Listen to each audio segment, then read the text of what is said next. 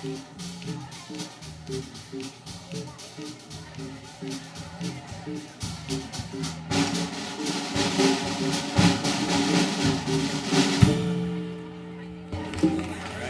right, all right, all right. Let's give him a big old hand. Yeah. All right, I wanted to say this public. I'm reading off of a script, so for those of you that don't know, I don't like to read from scripts, but I'm gonna make sure that I get this right. So we have a script to keep us in line. With that being said, this public meeting of the Board of Education for January 9th, 2024 is called to order. All items being considered for this evening are posted on the PPS website under the Board and Meetings tabs. This meeting is being streamed live on PPS TV Services website and on Channel 28 and will be replayed throughout the next 2 weeks. Please check your district website for replay times. Again, good evening and welcome everyone. For those of you who might be tuning in, we, fortunately for you, for us anyway, have been fortunate to enjoy the performance by the Franklin Jazz Quartet. Can we give it up for them one more time?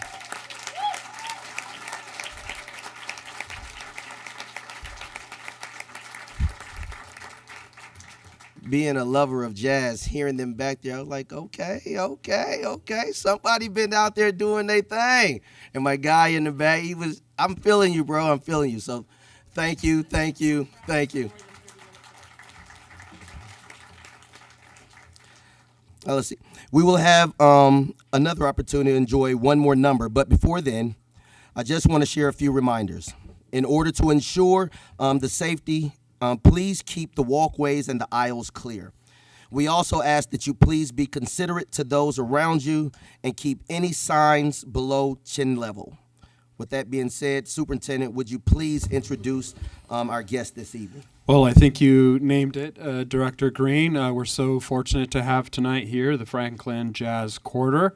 I want to give kudos to their instructor, Mr. Jason Owens. He's not able to join us here this evening, but I would love to invite up our district leader for visual and performing arts, Kristen Brayson, if she's here, to say a couple words and introduce a next number that we're going to have the fortune to hear. Thank you so much, Superintendent Guerrero, members of the board. I'm excited to present the Franklin Jazz Quartet tonight. Unfortunately, I'm standing in for their band director, who is double booked. If that's any, evidence of our band director's commitment to what they're doing out there in the world. And so the best people to represent tonight are the students. So we're going to have a student representative step forward and talk about what they're going to play. Thank you so much for joining us.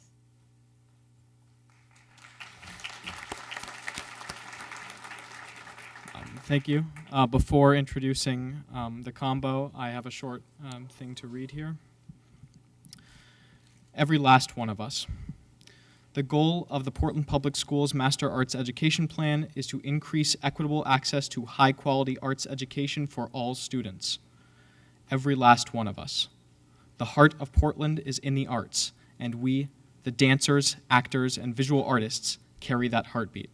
As we share our art with you, we are developing our unique voices and perspectives. Thank you for your attention, for continuing to support high-quality arts education for all of us. Every last one of us.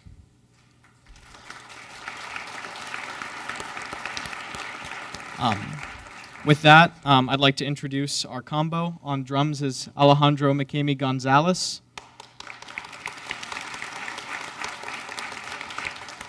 On bass, we have Ethan Searcy. On guitar is Aviv Ross. And my name is Paul Zupon. Thank you for having us. We have one more song for you tonight. Please enjoy Indian Lady.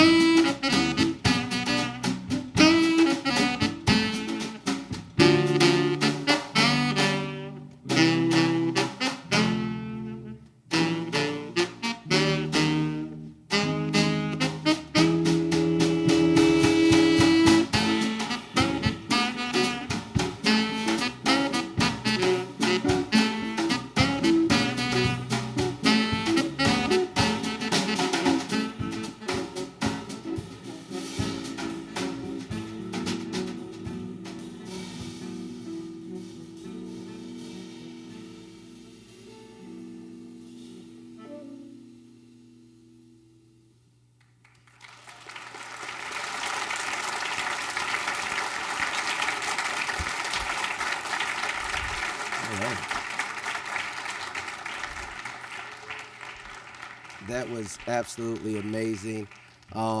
Thank you one more time to that amazing Franklin Jazz Quartet. I feel like we should start all our meetings like this because that's how you start a meeting right there. Okay, let's get going.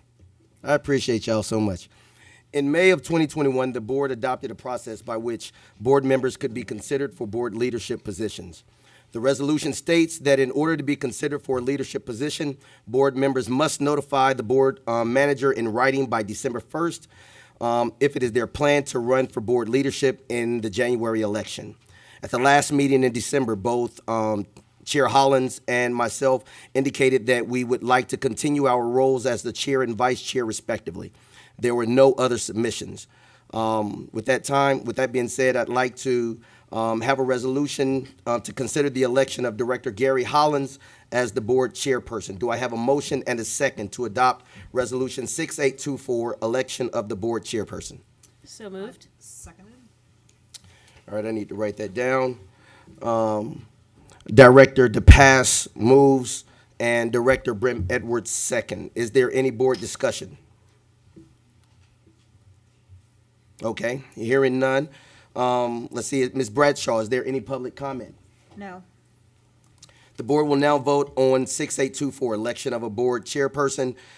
If this resolution passes, then what that means is Director Hollins will remain the board chair until the new chairperson is elected in July. All in favor, please indicate by saying yes. Yes. Yes. No opposed. Let's see, Student Director Silverstein, please indicate your vote. Yes. Are there any abstentions? No.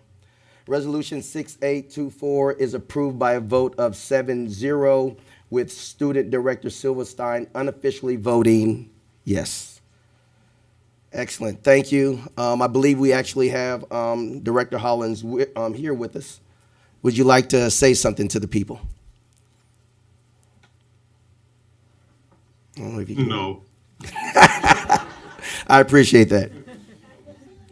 Next, we have a resolution to consider the election of myself, Director Herman Green, as the board vice chair. Do I have a motion and a second to adopt Resolution 6825, election of the board vice chairperson? So moved. Second. Brim Edwards and Scott. Is there any board discussion? Ms. Bradshaw, is there any public comment? No. The board will now vote on 6825, election of a board vice chairperson. If this resolution passes, then I will remain the board vice chair until the new vice chairperson is elected in July. All in favor, please indicate by saying yes. Yes. Yes. All opposed, say no. Student Director Silverstein, please indicate your vote. Yes. Excellent. Are there any abstentions? No, there's not, because everybody voted already. Resolution 6825 is approved by a vote of 7-0, with Student Director Silverstein unofficially voting yes. Excellent. I'd like to say thank you all. I will continue to do the best that I can, and I continue to give everybody the permission to tell me when I'm off and when I need to, how I need to do better. So again, thank you. Let's see. Now we will have the student report. Student Director Silverstein, would you like to present your report? Thank you. So a little less scripted than usual, but we're getting into the heart of winter, and I've been discussing with a lot of my peers, and one thing that I've been hearing a lot about is how people are struggling with mental health. So I just wanted to take the time to talk a little bit about that, and say that I see you, and I definitely empathize with your struggles. It's something that I've also had to work on, and I wanted to offer a couple of resources and remind people that there are always people there for them, and that they're not alone. Safe Oregon is a great tip line if you're concerned about someone else, and then there's also Youth Line, which you can text teen to teen to, the number 839863, and that will give you someone, usually a teen, to talk to. So I also want to say thank you to the school psychologists and everyone else who are helping to make schools supportive places. And then also a big thank you to the students who are doing the work to discuss these topics and destigmatize mental health issues. That is very, very important, and we see your work. And then, of course, as always, there is a lot going on in the district, but I wanted to acknowledge a couple of the issues that students have been communicating to me about, because I get a lot of emails, and I apologize, I'm not able to respond to most of them. But I have been seeing the emails about the dual language immersion residency lengths, and then also the discussions about the standardization of English curriculum, and the impacts this will have on choice English classes. So thank you for using your voices. This is exactly what we should be doing, and I know that's a heavy burden to bear, but it's amazing that you all are doing that, and I can't wait to see where your voices bring you in the future.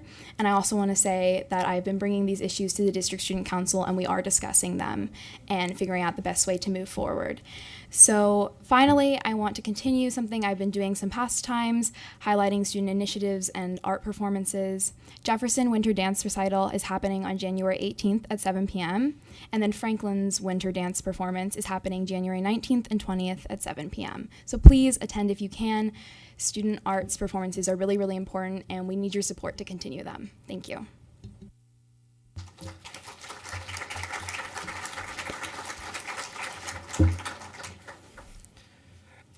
Student Director Silverstein continues to amaze me and remind me that she's so much smarter than I am. Thank you so much for everything that you're doing. Next up, we're going to have student comment. Ms. Bradshaw, do we have any students signed up? We do. Okay. Julia Vogel, Chloe Gilmore, Sarah Fike, Frankie Castle. As they're making their way to the front, let's give them a big hand.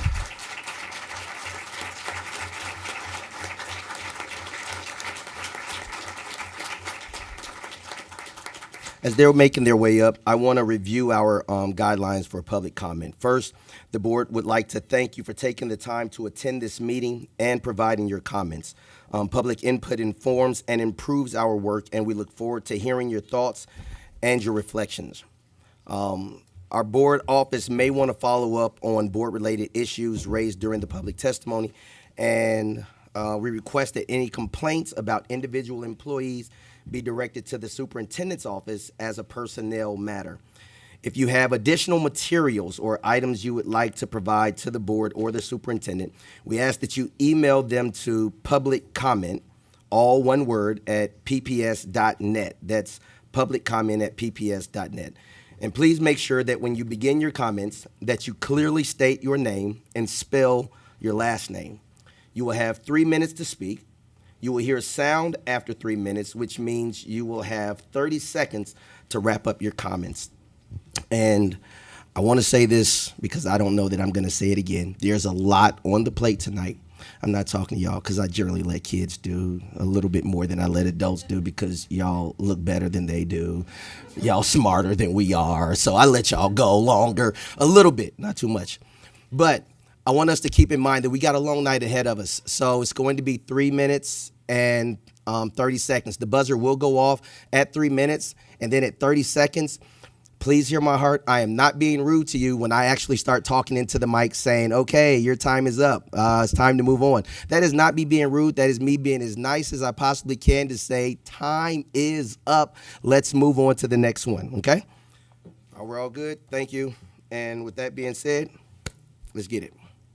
Do you have to press the button to speak? Yeah, if it's not green, it's not on. Oh, okay. I think it's on. My name is Sarah Fike. Last name Faik. Okay.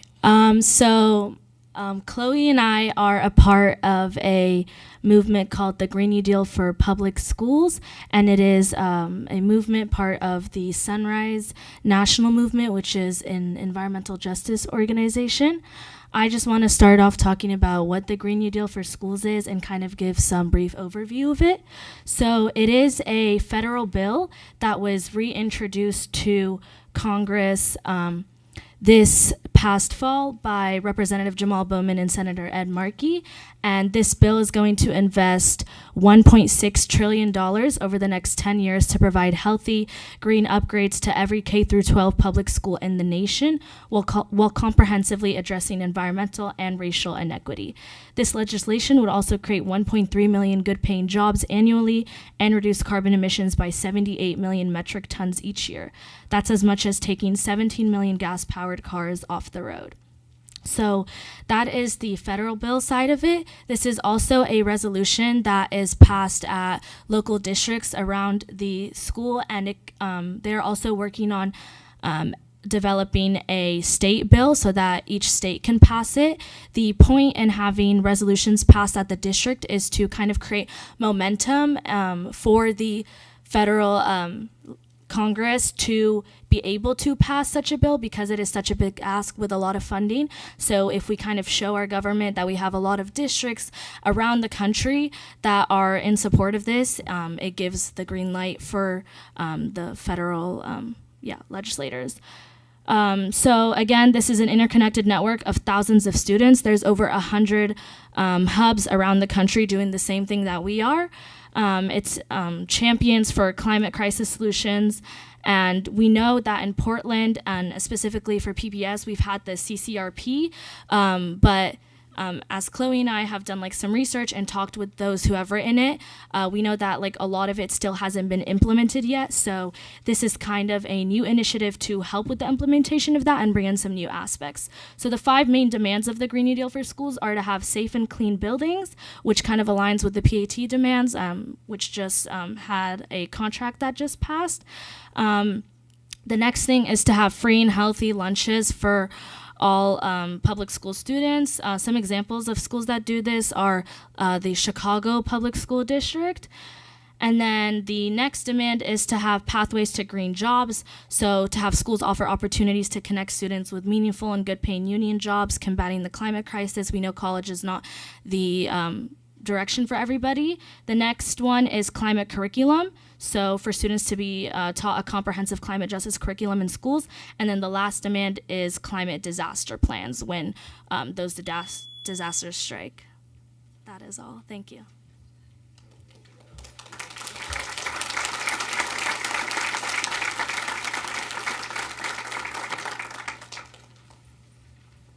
Hello, thank you so much for this opportunity. My name is Chloe Gilmore. My last name is spelled Gilmore. I am a senior at Lincoln High School along with Sarah, and I'm here to talk a little bit more about the Green New Deal for Schools resolution and our campaign here in Portland. along with what we hope to accomplish. But I'd like to start off by mainly focusing on one of the demands that I care most about, which is climate justice curriculum.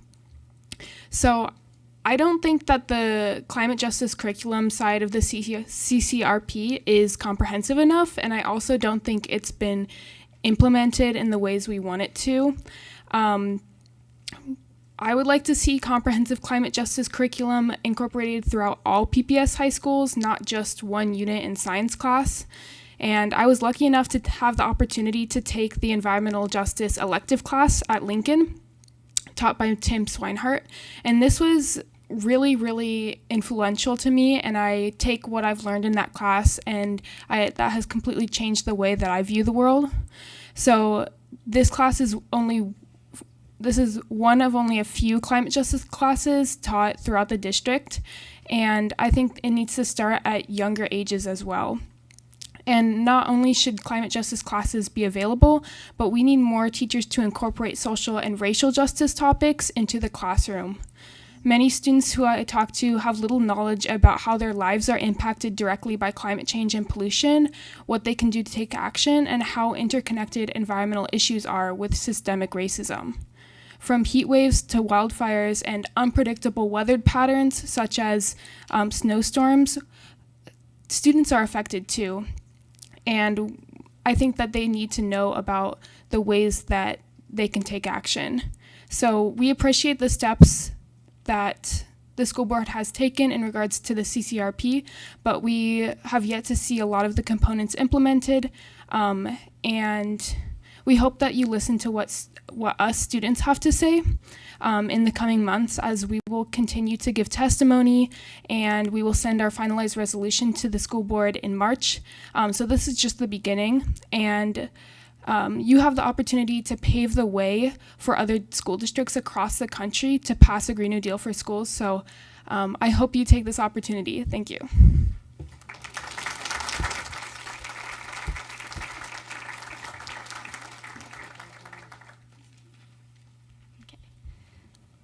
Good evening. My name is Frankie Castle, K-A-S-S-E-L-L. こんばんは。私の名前は森フランキーです。I am an 8th grader at Mount Tabor Middle School in the Japanese Dual Language Immersion Program. I have been studying Japanese for nearly 10 years. My mother is half Japanese, and connecting to my family and culture is very meaningful to me. I am grateful to participate in a program that is preparing me to become an informed global citizen. Planning for the Japan Research Residency has been part of our daily curriculum since September. We are expected to conduct the majority of planning, and I am both currently part of the itinerary ministry, which is responsible for understanding both itineraries, creating a slide presentation for parents, and facilitating the Q&A. I have actually been preparing for this year since kindergarten, watching my older brothers become bilingual, conduct research in another country, and return to present their findings. I attended their omiyage banashis, or souvenir stories, the capstone event where students' research is presented, and was inspired as a young student to work hard towards this moment. I am confused and disheartened by the district's refusal to support this important part of our education. The letter dated 12/22/23 says that field trips must be scheduled to not miss more than 5 instructional days. This is not a field trip, but an international academic experience tied to the course curriculum. The research residency is core curriculum, and we are not missing instructional days. We are attending classes, navigating, interviewing, collecting data, utilizing advanced writing and math skills, and all in Japanese. Upon our return, we present our research to the community. The JRR not only develops fluency, but develops leadership, global awareness, and is aligned with the PPS graduate portrait. This feels essential as I head to high school in the fall. The parent group leaders and trip directors for the Asian DLI programs have reached out to the PPS administration multiple times in the last 7 months.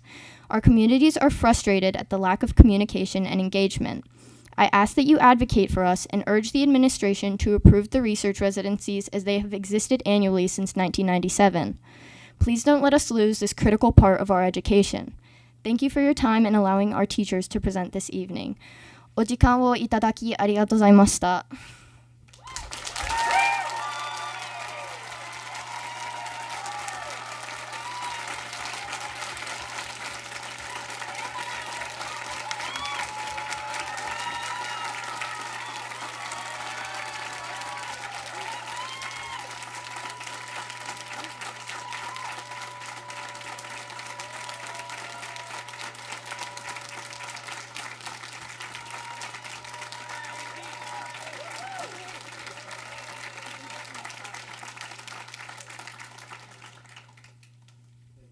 Thank you so much for your comments. Are there any other, is there any other student comment, Miss?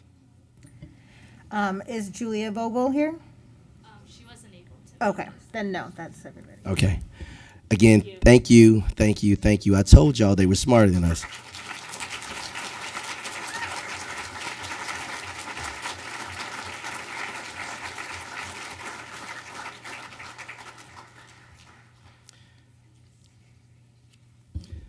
All right. In 2019, following a complaint brought on by a parent which raised concerns about the impacts to students in a school community, when a large cohort of students leaves for several days, the school board made a change to one of the policies, 6.50.010P, field trips and foreign travel and other off-campus activities. The policy language was revised to require that plans for student travel be communicated to the school community and implemented to minimize disruption in the curriculum or programming for students remaining on campus. The criteria for approval are in an administrative directive for principals and their supervisors to review and approve requests for trips. Our role as board members is to review the trips that come to the board for approval based on the policy and the administrative directive that is in place. With that being said, Superintendent Guerrero, would you like to add anything that I have missed out in my notes? Thank you, Vice Chair Green. It might be important to talk about a few details, particularly because this is a topic there was a lot of extensive conversation about in years past, and many of the board members seated here were part of that discussion, and appreciate the advocacy coming from our DLI school communities. And so it is an important topic, and we fully recognize the important value that these residency trips play as a capstone.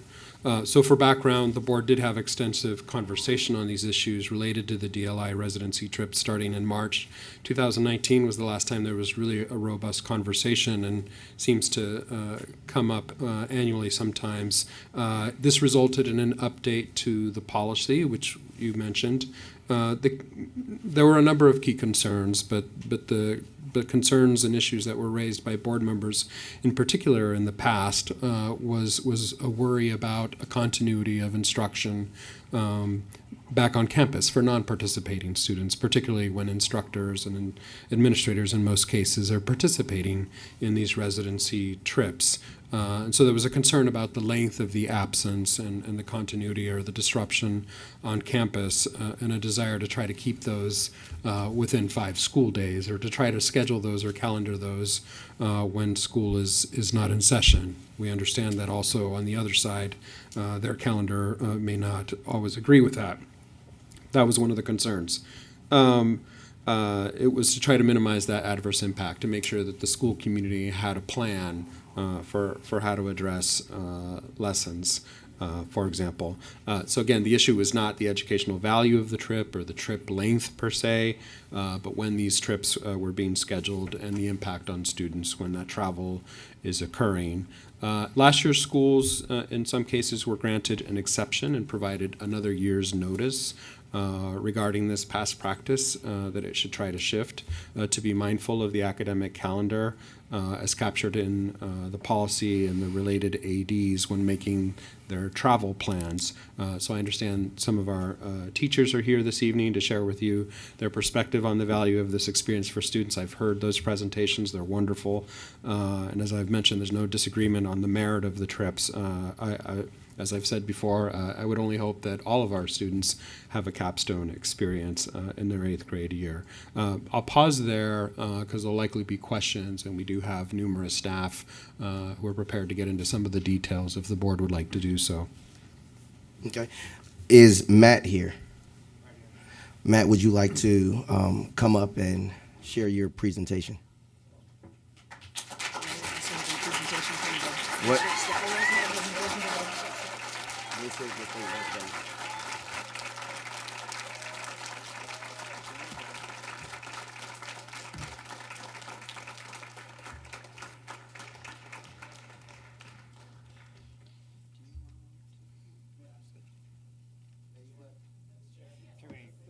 5 people. We're used to standing up.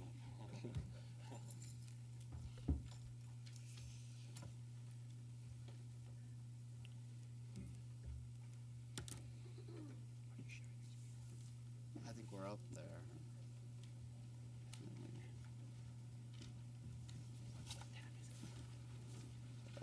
It's here. Right here.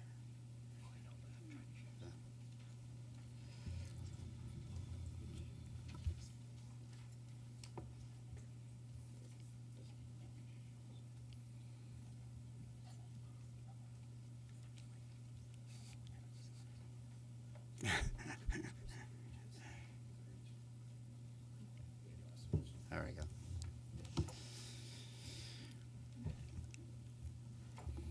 Konbanwa.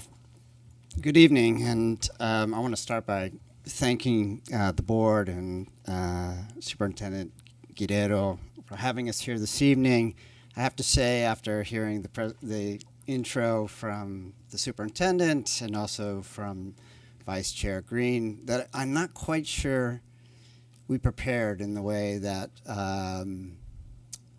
to answer, I think, to respond to, I think, the concerns that came out in 2019. And I didn't tell my colleagues here that who are sharing this mic with tonight that I might shift, but I want to, I guess I'll do some of what we were going to do. And I do want to, if there's an opportunity at the end, to come back to respond to some of the concerns that were brought up in 2019 and how we've addressed those in the last year and intend to continue to address those this year. So bear with me a little bit. We are here, as Frankie so eloquently put out there, we're here to ask for you to grant approval for these research residencies, these Asian DLI research residencies. And I would like to put out there that this is an ask for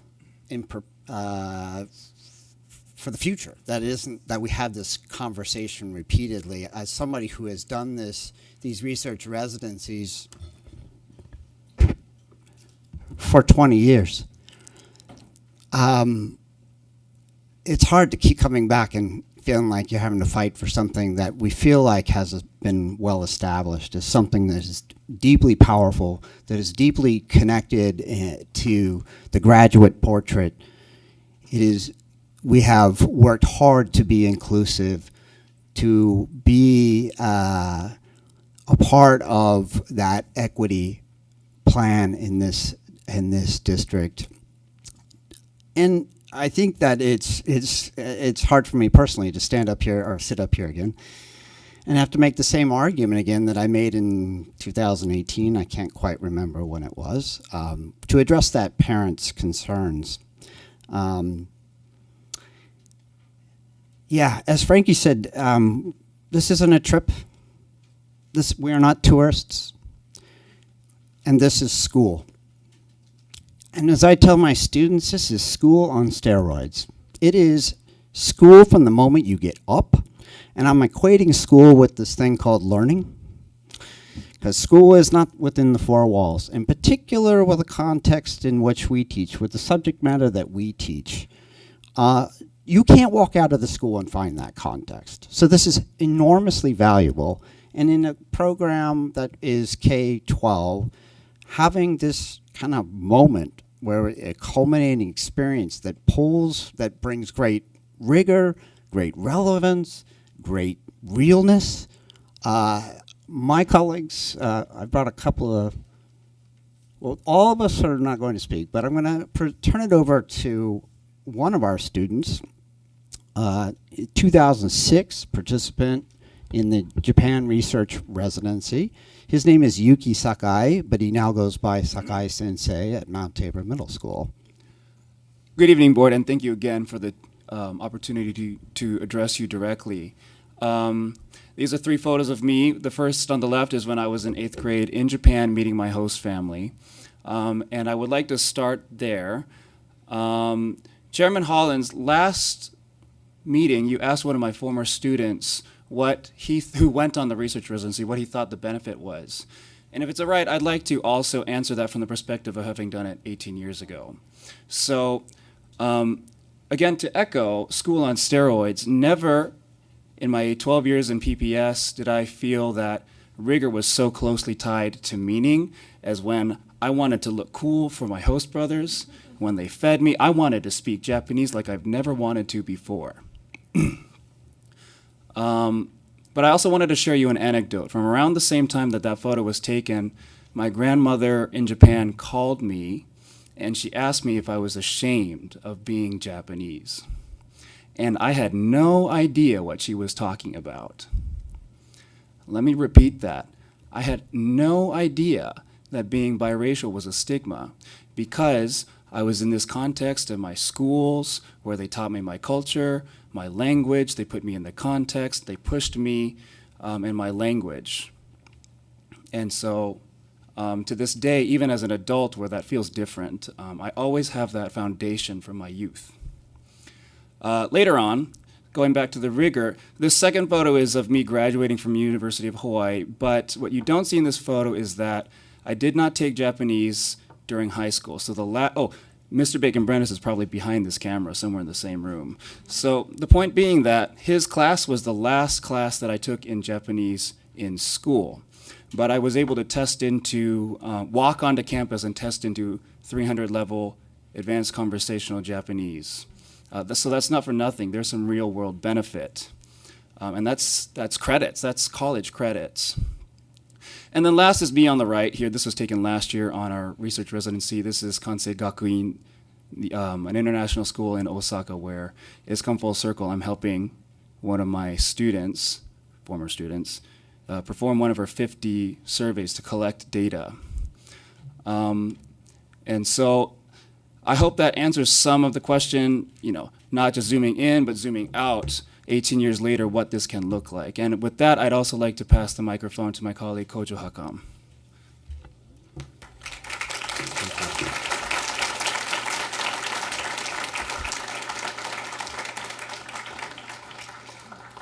大家好，我是韩老师。I'm Kojo Hakam. I've been teaching in the Mandarin Immersion program since I arrived in Portland in 2007 and been leading the research residencies since 2007-2008 year.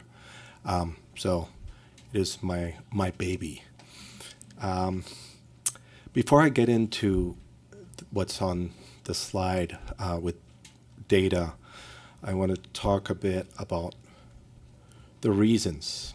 The reason why schools from around the country and immersion programs from around the country have come to Portland over the years to learn from us on how we've developed these research residencies. The reason why students in their 12th grade, both in Japanese and Chinese immersion programs, when they reflect back on their 12 years of immersion, always come back to the research residencies as the single most impactful event in their 12 years in PPS. And that is because these experiences are transformational. Let me repeat, these experiences are transformational. If you look at the data, this was our very first year on this with our residency to China, and we decided to do a pre and post assessment, language assessment on our students. And prior to departing, our students, we did not have any student reach benchmarks on that assessment. And we only had a handful reach benchmarks in writing. After just 2 weeks, we had 60% of those students reach benchmarks and surpass, and 60%, over 60% in writing. And this is phenomenal because normally students you cannot reach that significant of a change in 1 year in a language classroom. It's very difficult to do. But looking at data by itself does not tell a whole story. So I want to add a story behind this. And this is about Ben Diwali, one of our, it was our first year student, a student on our first research residency. He came in to middle school as a struggling student because his father had unexpectedly passed away. He struggled in the classroom, he struggled with his peers. But when 8th grade came around, he decided to focus because he knew there was this opportunity to go to China. And by the time the trip came around, he was not only flying high, but he was selected to be the interpreter for Principal Kevin Bacon. Some of you may know him. And he came back a changed person. He left a boy, he came back a young man. And by 12th grade, he decided to continue with his Chinese, and he applied for and got into the U of L Chinese flagship program, and ended up 4 years later getting into even a more prestigious, the Johns Hopkins School of Advanced International Studies in Nanjing, where he was rubbing shoulders with future diplomats and leaders from around the world. Now, this is just one story, because literally every student who went through the program has their own story to tell. And this is why the research residency is not a trip. Thank you.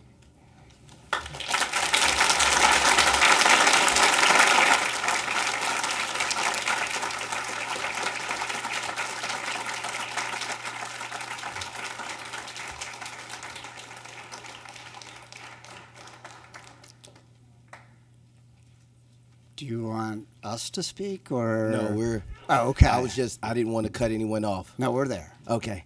I think we can all agree.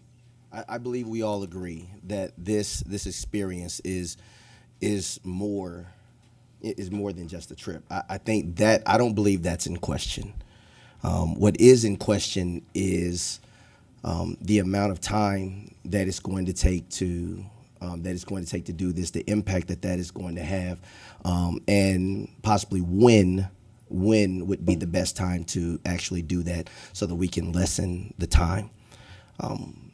The administrative directive that is in place is there, and I believe that for now, at least for this trip, that administrative directive is in place.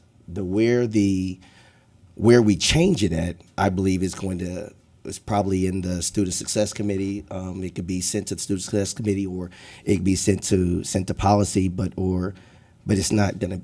I don't believe that it's here, and so I believe what we need to do is, unless I'm hearing something different, we need to pass this for future experiences.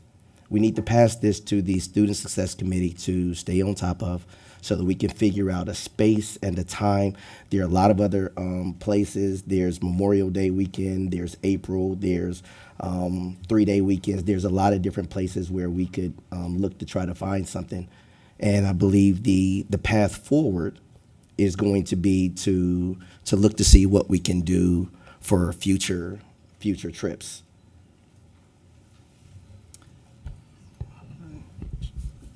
Chair Green, sorry. Please. I was thinking Chair Hollins, but it's like, you're not Chair Vice Hollins. Chair. No, you're chair today. So I think it's a good idea to send it to the Student Success Committee. And having been on the board when the policy was changed, and also when the original complaint was filed, I would ask that the committee really take a deeper look. And I think, as been noted already tonight, there's not any sort of, I think, question about the value of the trip to students. In fact, based on some of these discussions, the board also created an equity fund so that other students whose school communities wouldn't have, who don't have the resources to travel or don't have the parent fundraising, that there'd be opportunities for other students to travel, knowing how important, as was mentioned tonight, that the sort of experiential learning away from the classroom or outside the classroom, how important that is, that other students have an opportunity to do that. But I would ask in the committee to really focus on two issues. One, that the complaint really was not focused on the trip. The complaint was around the students who remained at the school and the sort of either lack of instruction or the holding instruction until the other students came back, teachers, the principal being out of the building. So I would ask to take a look at that, because I think that was at the root of the issue, not whether this was an important trip.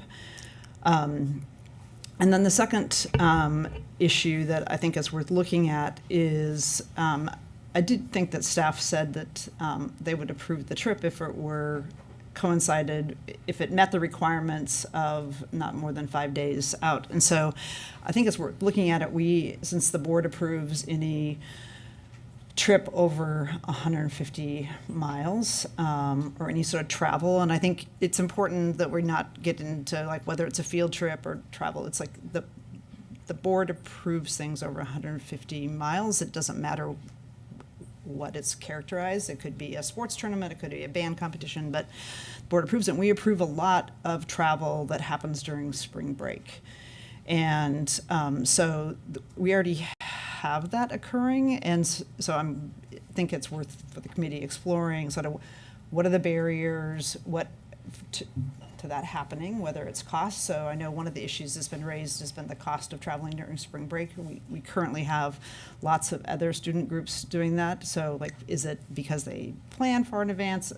But I look at some of these other, like in a problem solving mode and looking at what the issue, the reason why the policy went into place and how we can problem solve through it. It's not, and again, I think looking at the students who were left behind and what the basis of that complaint was. And I think that is the committee is a great forum to do it versus in the board meeting where we don't really have dialogue back and forth. Thank you. I appreciate your comments, and I appreciate the advocacy on behalf of the community that's come out. We've gotten letters from lots of different school communities, and I agree that this conversation needs to happen in a committee setting. We should question whether the original complaint still stands. Are we still solving for the kids that are left behind? And if we are, then how do we do this, aligning the timing of the trip? And also that my hope that we would do this in consultation with DLI communities. I know that's already assumed, but we would want to hear from, or we would want to have input from the building leaders and community members that are impacted by this. I'm a big fan of experiential learning myself. I graduated from MLC, and I know that this is a very important trip, and want to make sure that we address all the equity issues that were present in that original complaint. Can I add something? Really quick, I was going to. Is it okay? Yeah, if you could answer some of those questions. I know you had. Yeah, I think I have grave concern about the way that policy was developed in 2019. For one, we weren't ever nor parents nor teachers were invited into that conversation. It was based on my understanding, one complaint. I don't know what the data was. There was no data presented to us as to the impact. I don't know any of those details. In response to that, regardless of whether it's true or not, we don't want to have that impact, that negative impact on those students that don't go. We have done extensive work to make sure that curriculum does continue, that it continues for all students. I talked to my colleagues, several of which said, yeah, actually it was an incredible opportunity to focus in on students, a much smaller group, and impact their learning positively. So I'm not quite sure how that policy was developed when there wasn't any invitation that I know of to us, to the parent groups. And so to have that be the basis for this decision really feels, for lack of a better word, wrong. I think the other thing that I find troubling, and I mean this with all due respect, I know you all do an amazing amount of work for our district, unpaid. We were not invited, despite asking, to be at the table with the PPS leadership. We were not invited. We were not, multiple times we were ignored. I had an email out multiple times to a particular assistant superintendent who didn't respond for 3 months. And I only got a response after we, in red shirts, collectively came to the door knocking. And that may have been, I don't know, I don't even know how it happened, but that only then did we get the conversation. And how is it that we had that last year? A real poor process, a really poor process. It was absolutely not inclusive. And then we're here again, and you're making a decision to pass it on. And with all due respect, to pass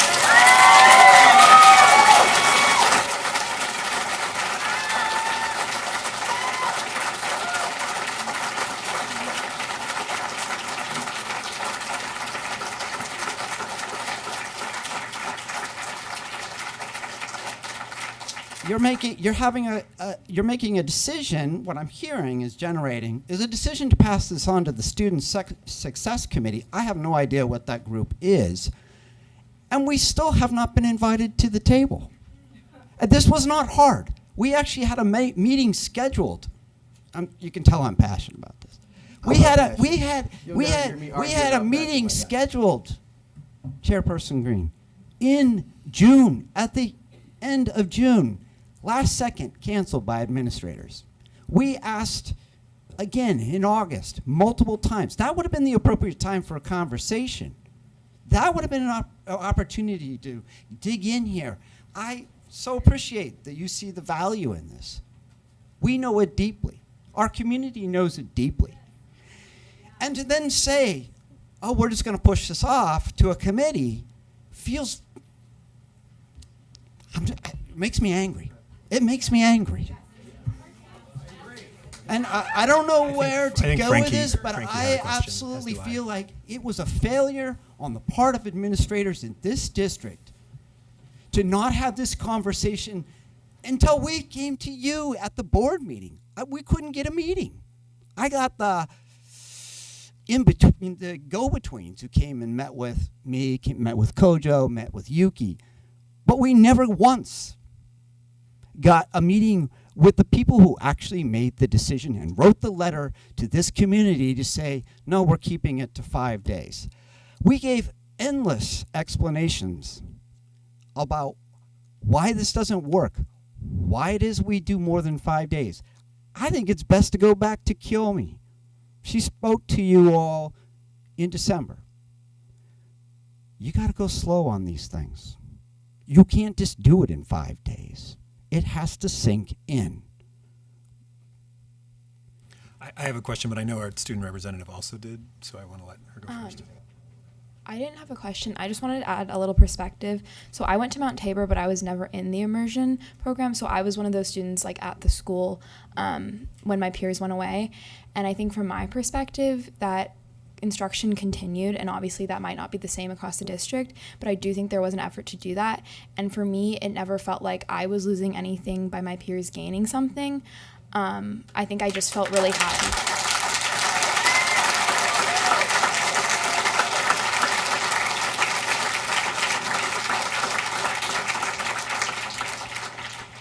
I guess just the thought that remains in my mind from that many years ago is just that I was really happy for them, and at least at Mount Tabor there was a really big effort to make sure we were still getting high quality instruction during that time.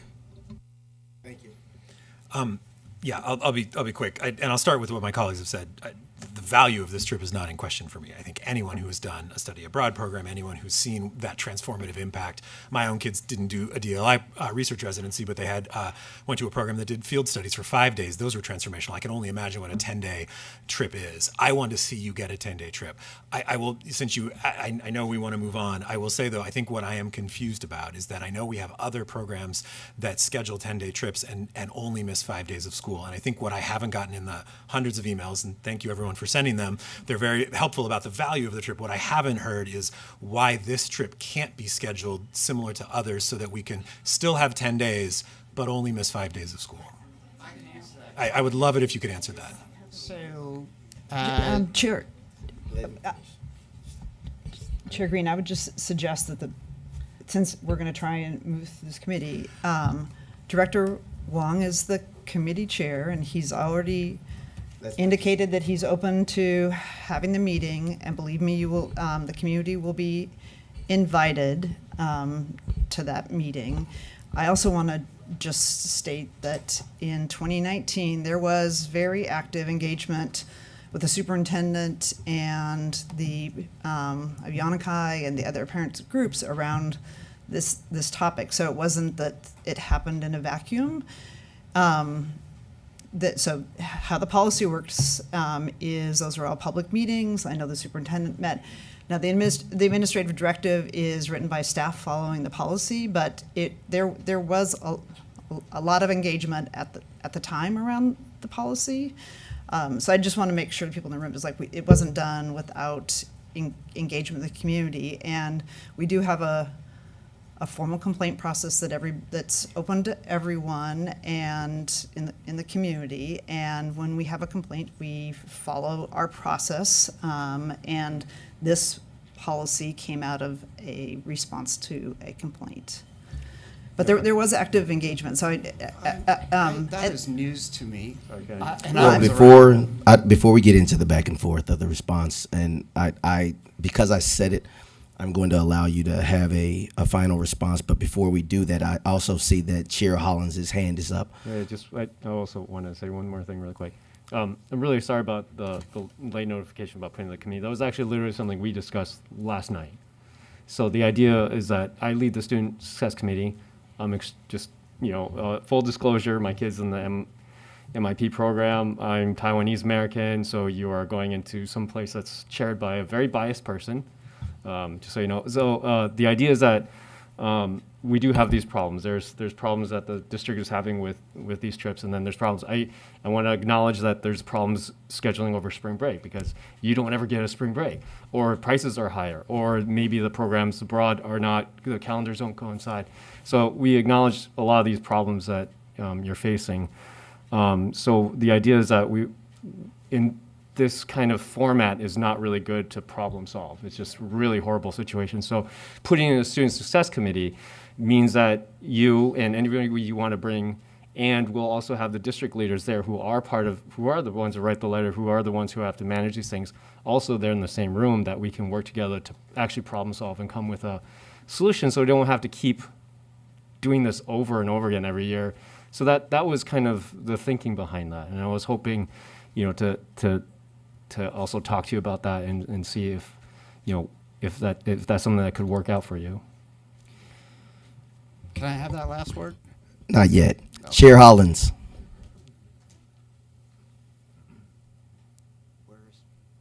He's virtual.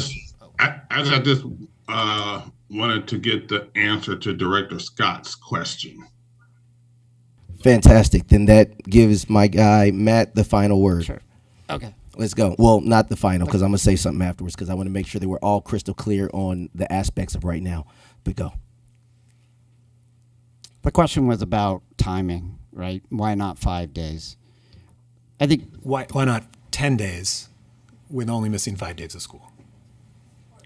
correct.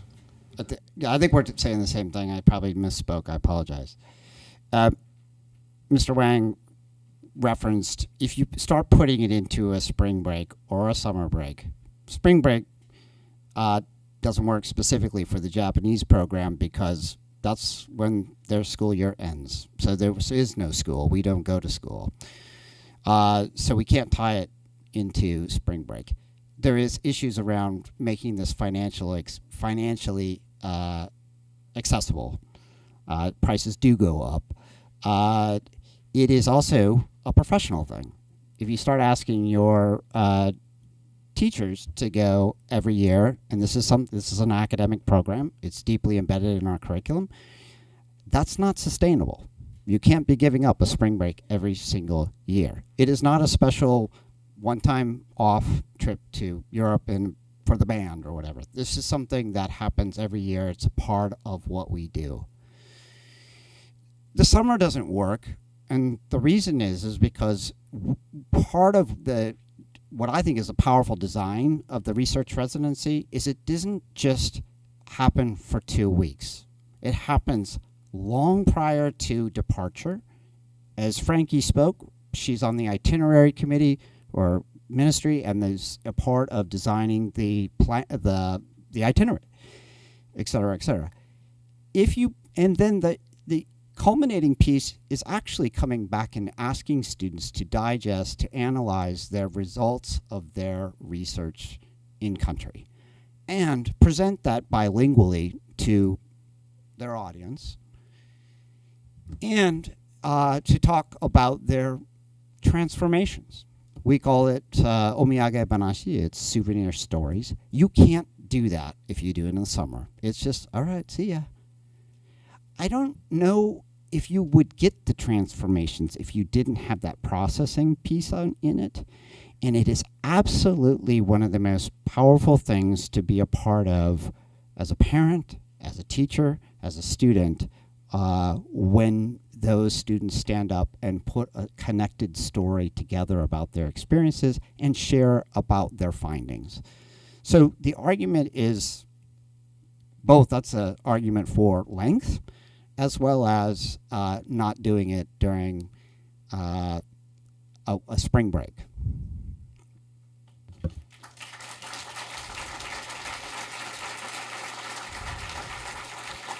And I'm sorry, I need to say one more thing. You sound like a preacher. I'm sorry.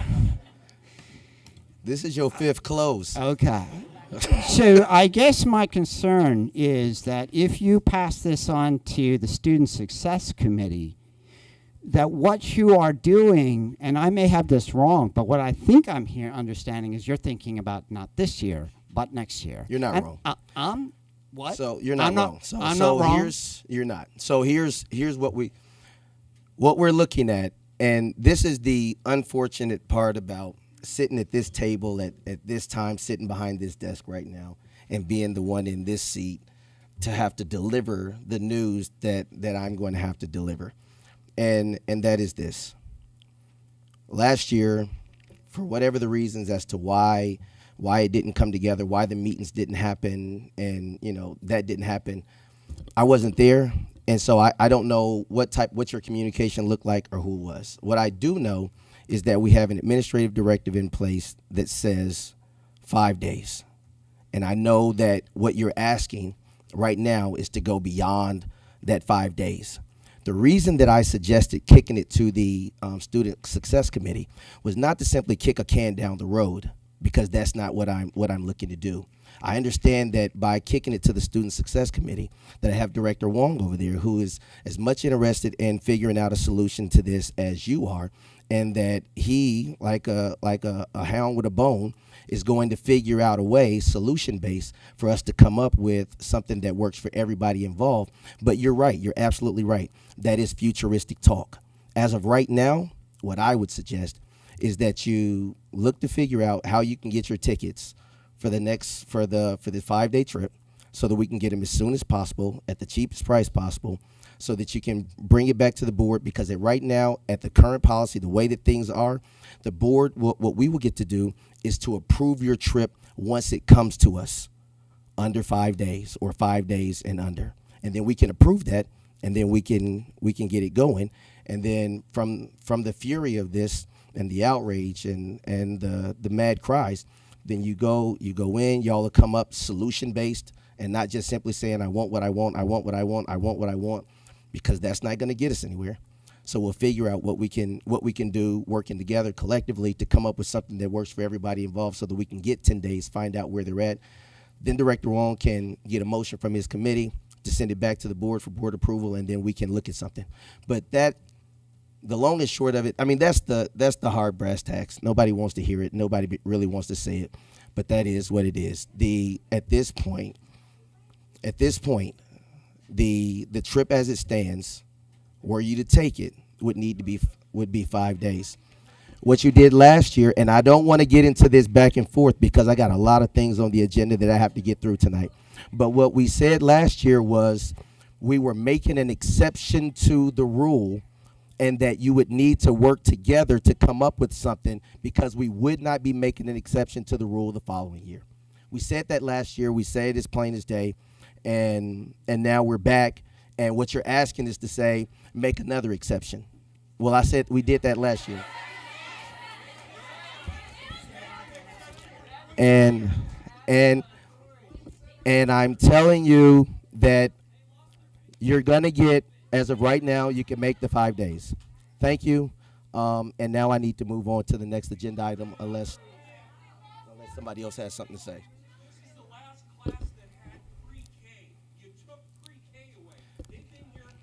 Thank you, but you're not even at the dais, so thank you. Thank you all so very much. Thank you again.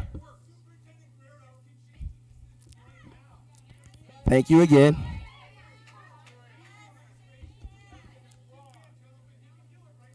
Thank you all again.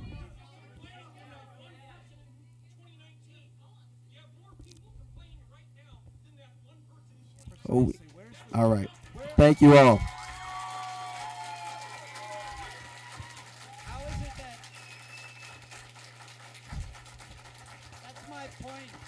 Thank you all. And now I need to move on.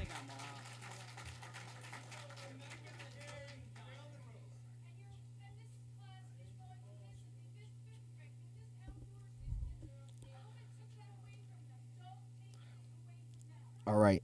We need to move on to the resolution 6812.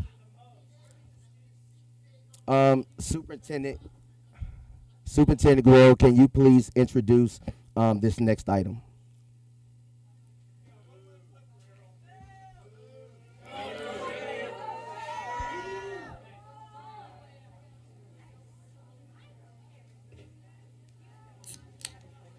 I always do.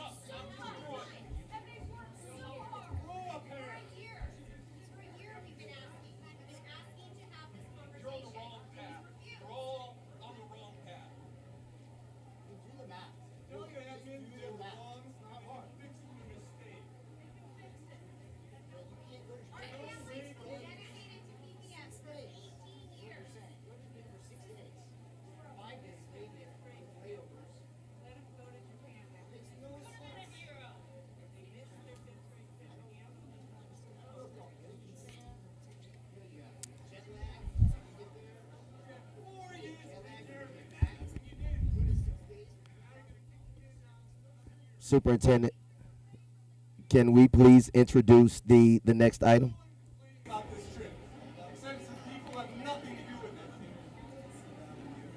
I'd like to bring up our Deputy Superintendent Myung Lee and Mr. Dan Miley from Talbot, Carvilla, and Warwick, who are going to speak about our annual comprehensive financial report. Thank you, Superintendent. Good evening. Excuse me, Terry, can you please turn up the mic so that I can make sure that we can hear in the midst of all the hustle and bustle? Thank you.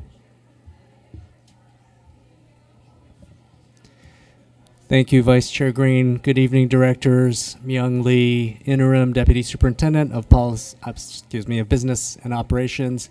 And I'm going to turn the mic over in a moment to Mr. Dan Miley from TKW to present a summary of the year-end financial closing process, or the ACFR, and just to share for all of the directors, this topic was discussed at some length at the December 19th meeting of the Audit Committee. So thank you, members of that committee who engaged in that discussion. There are a number of materials that are posted on BoardBook. And with that, I'll turn it over to Mr. Miley to present his firm's work. Good evening. I'm Dan Miley, a partner with Talbot Cole and Warwick, also known as TKW, a little bit easier to say. We are the district's independent external auditor. Today, as was mentioned, I'll be presenting this at a fairly high level, but as we've went over in depth with the audit committee, you've all had some time with the materials, the reports, our letter. If you have any questions that aren't addressed, please feel free to ask, but other than that, I'll keep it at a fairly high summary. To kick off, I'm happy to report the district got a clean, unmodified opinion on its financial statements. So that's a testament to the accounting and finance staff of the district. During the year, the district did implement one new accounting standard that involved subscription-based information technology arrangements. Simply put, it took your IT agreements underneath the scope of the new standard and put a subscription asset, an intangible right to use. It's now included in capital assets and a subscription liability. That's pretty much the major difference other than just the normal annual activity in the financial statements this year. I'm also happy to report that the district had no Oregon minimum standards findings. So we test certain things that the state asked us to do, and we had no compliance findings there. We did identify one internal control deficiency during our audit. It was a material weakness involving revenue recognition. I do like to clarify that this did not involve cash missing or anything else like that. It was simply how the transaction was recorded. Some contributing factors was the complexity of the transactions, because there's two of them that we identified that the district did correct. And then also accounting staff turnover. Some of these transactions were started by one accounting staff, they left the district, and another one came in. So there was something missed there. And then also a lack of communication between departments within the district led to some confusion.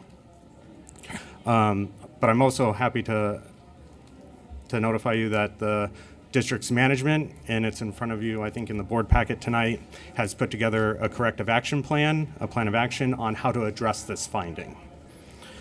For the single audit over the district's federal expenditures, there were 4 major programs this year, so 4 federal award programs were audited, and we had a clean opinion, an unmodified opinion on the district's compliance with those 4 programs.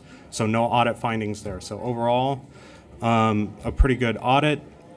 There was, other than the control deficiency, which the district's management appears to have in the process of addressing. I do want to thank Mayong, the Tracy, and the rest of the accounting and finance staff. These are not small documents, as you can see. It takes a lot of work, and then to have a number of auditors come and ask you questions and ask for hundreds of documents over the course of months pulls on their time. So we do appreciate that, and we want to say thank you. While we do work for you, the board, we have to work closely with management, and they help us complete the audit by providing us all the information we ask for. So I do want to thank them. And then if you have any questions. Is there any questions from the board? No? So I just wanted to raise one issue. Well, first of all, I want to state the district's finances haven't been much discussed this year. So it's good to have, I think, the audit on the books. So with a lot of transparency, people can see what our finances look like and have been independently reviewed by independent auditors. So I think that's an important note, and I'm appreciative of that. There was one finding that addressed two issues, and we had an explanatory note from staff regarding the finding, and I thought it was really well written and explained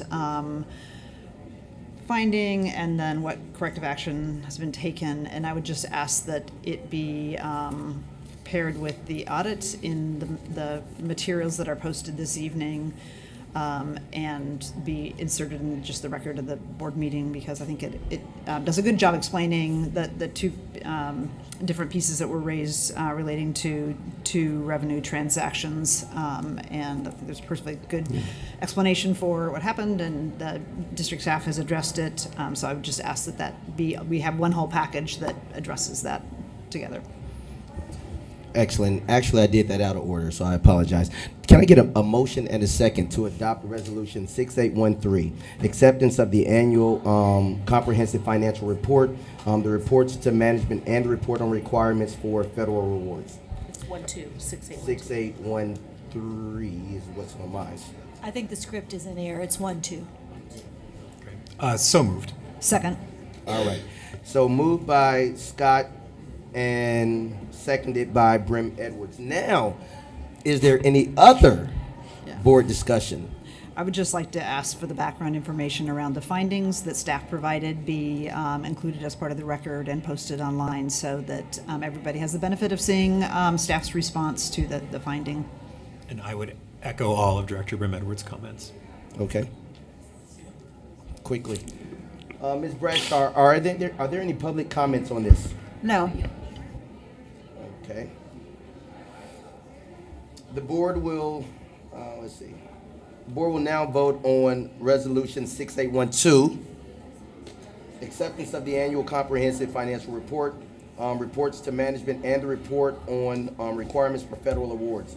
By voting yes, we are acknowledging we have heard and received the results of the annual comprehensive financial report. All in favor, please indicate by saying yes. Yes. Yes. Yes. Yes. All opposed indicate by saying no. And Student Director Silverstein, please indicate your vote. Yes. Excellent. Resolution 6812 is approved by a vote of 7-0, with Student Representative, Student Director Silverstein unofficially voting yes. All right. Thank you so much. You said, I thought we were done. You got something? If I can just comment really briefly, Vice Chair Green, first to Director Brim Edwards' question and request about posting that explanatory memo. It appears that is now posted. So thank you, Kara or Roseanne, whoever got that done. Thank you so much for doing that in real time here. And I want to give credit for the drafting of that memo.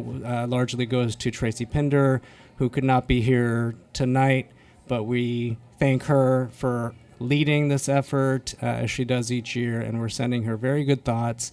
And we have online Claire Hertz, who everybody knows, and Kristen Johnson. They both played a big role, as well as Ms. Hertz's business associate, Angie Peterman, who was extremely helpful in this whole undertaking. We want to thank the accounting team, the general ledger team, the grants team, many staff who really did a lot of work, as Mr. Miley mentioned. It's like the Grammy Awards. We want to thank I'm everybody. sorry. Give honor to We're God. gonna play the music. I'll stop talking. Play the music. Let's go. Just wanted to say thanks to all. And the we all team. got it ahead of time. Look at it. Thank you. Thank you. Next, we will consider the resolution to approve the First Amendment to the fiscal year budget. Now, because we had a staff presentation and discussion at the last meeting, I believe that Interim Deputy Superintendent Lay is going to briefly share a few highlights on the proposed budget before we get a motion on the table. Let's see. Do I have a motion and a second to adopt resolution? This one is 6813. Resolution 6813, Amendment Number 1 to the fiscal year 23-24 budget for school district number 1J, Multnomah County, Oregon. So moved. Second. Second. So Britton Edwards and Scott have motioned, and Brim Edwards' motion, second was by Scott. Ms. Bradshaw, wait, is there any board discussion? Hearing none. Ms. Bradshaw, is there any public comment? No. Excellent. The board will now vote on 6813, amendment number 1 to the fiscal year 23-24 budget for school district number 1J, Multnomah County of Oregon. If you vote yes, then you are making changes to the previously adopted budget for this year. All in favor, please indicate by saying yes. Yes. Yes. All opposed? Student Director Silverstein, please indicate your vote. Yes. Excellent. Resolution 6813 is approved by a vote of 7-0, with Student Director Silverstein unofficially voting yes. Excellent. Thank you so much. All right. Next, we're voting on now we're into the policy revision. So thank you. I told you we can get through this. I got faith in y'all. Yeah. Don't tell them Don't talk that. too much. Don't Don't tell talk them too that. much. You'll mess me all up, and I'll start preaching. Yeah, wait, I gotta go next. See, that's why I was trying to make up time early. Next, we're voting on 2 revised policies, 1 new policy and 1 policy rescission. Director Brim Edwards, chair of the policy committee, provided us with background information when the board did a first reading, and I'd like to ask her now if there's any other information that she would like to share before we move forward with voting. Yes. This is when you go. Yes. Okay, and I'll try and go quickly. So I also want to be clear because I just know that sometimes our policy process isn't always clear. So our first reading is when something gets introduced. Our second reading is actually when we adopt it. The first policy, we're rescinding a policy. It's the strategic plan policy. It's essentially a plan that was from 2005. We have a new strategic plan. A strategic plan shouldn't be in the policy anyway, so the result of tonight's action would be we would be rescinding that from our policies. The second, we've had the introduction, we had a 21-day comment period, no comment, and so this is primarily a housekeeping measure we're taking. The second is a modification of the district performance auditing policy. The amendment formalizes the participation of 2 community members on the audit committee. For more than 2 decades, we've had community members who generally have auditing experience or other professional experience relevant to the audit committee serving on that committee. At some point, the language dropped out of the policy, so we're adding it back in. So this is just a modification. Those community members will be ex officio members of the committee. This policy had a 21-day comment period. There were no comments received, and so we should be prepared to move ahead with the rescinding one policy, and the other would be adopting the modifications. Excellent. So then, thank you so much. Then let's start with the rescission of 0.01.010-P. Actually, Chair, can we take all these in combination? I would make a motion to do so if there's no objection. That would be great. Are there any objections to taking all these policies at one time? 2 of them. 2 of them. These 2, right? Who wants the second? Second. Andrew motions. All right. Let's go. Back to you. Is there anything else we need to say? Not on those ones. We have later on first readings, but that's later on in the. Okay. Is there any public comment, Ms. Bradshaw? No. Excellent. Just to be clear, are we doing all? Did you do all 4 of them, Director Brim Edwards, or just the? There's just 2. The other strategic ones are plan first and the readings, which is a performance? whole. We don't adopt first readings. We have first readings. So the other The ones student are. enrollment and transfer and adoption of religious and cultural observances. They're listed under second reading, so. But you're right. I think they are No, first I think readings. you're right. They're listed as first reading. They're listed as first readings, but Well, no, they're listed as second readings. Sorry, I don't mean to confuse things. Yeah. We Okay. have 4 second readings. Those is were what the I'm 4 I hearing. was thinking, Okay. but you're right, you didn't go through all. Yeah. okay. So I'm gonna just really quick on the other 2. We also had revisions to the student enrollment and transfer policy, and these were revisions that came recommended that came out of the audit, and we're hoping to get them approved so that for the upcoming enrollment and transfer cycle that we have these changes in place. And then the other second reading we're having, again, this would be an adoption of the policy, is religious and cultural observances policies, and this is a new policy. We didn't have any comment during the 21-day comment period, but we have had lots of comment over the years when the district scheduled over and held school activities on days that were either religious or culturally significant for families in our district. So what we're trying to do with this policy is really set out our values, that we are going to try and avoid scheduling school-related activities on days that have been designated religious and culturally significant. And I think tonight when we get to our calendar, we'll see sort of the other pairing, how that plays out, and that we designate them now. So hopefully this will address something that's been raised for at least, I know, 2 decades within our school community, that we didn't have a formal policy about how we observed religious and culturally significant days. So I'll make a motion to approve resolution 6814 through 6817 and as a block. As a block. Second by? Second. Excellent. So 6814 through 6817. All right. Do I have to read off You when do I do not. this? Do I have to read their numbers, or can I just say that? Nope. Fantastic. The board will now vote on. The board will now vote on resolution 6814 through 6817. All in favor, please indicate by saying yes. Yes. Yes. Yes. All in favor or not, say no. Student Director Silverstein. Yes. Fantastic.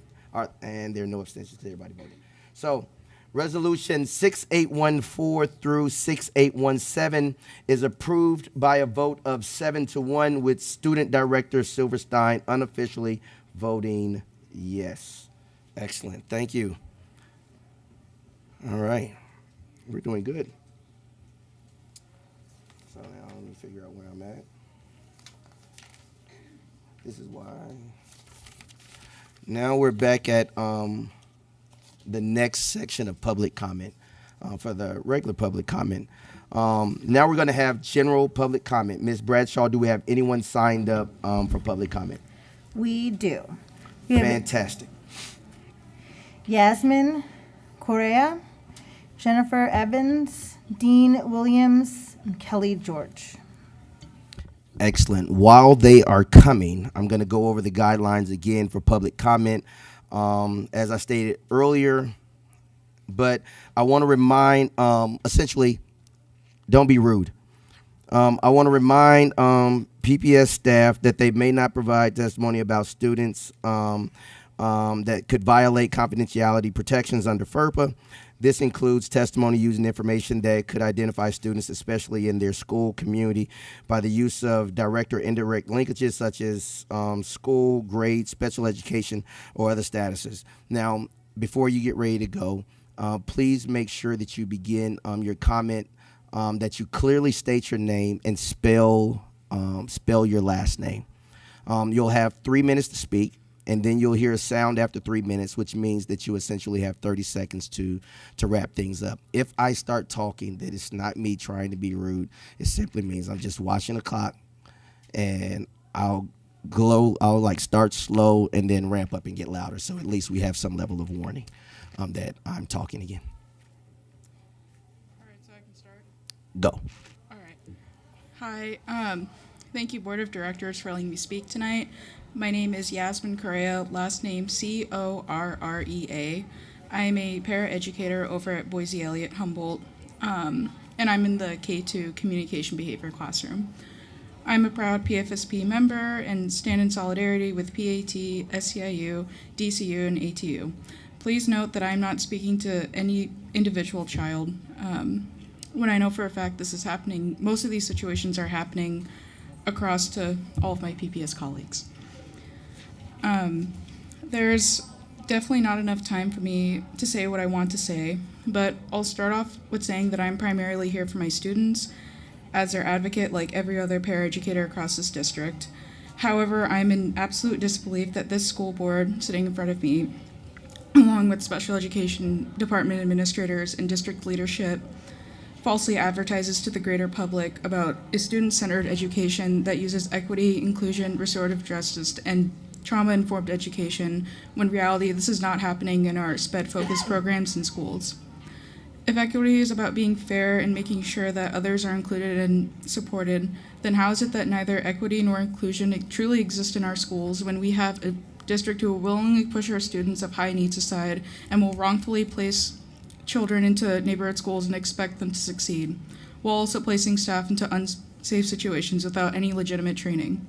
You are directly failing these children by not having true equity in the special education department and not holding SPED administrators accountable for doing their jobs and fully supporting our students.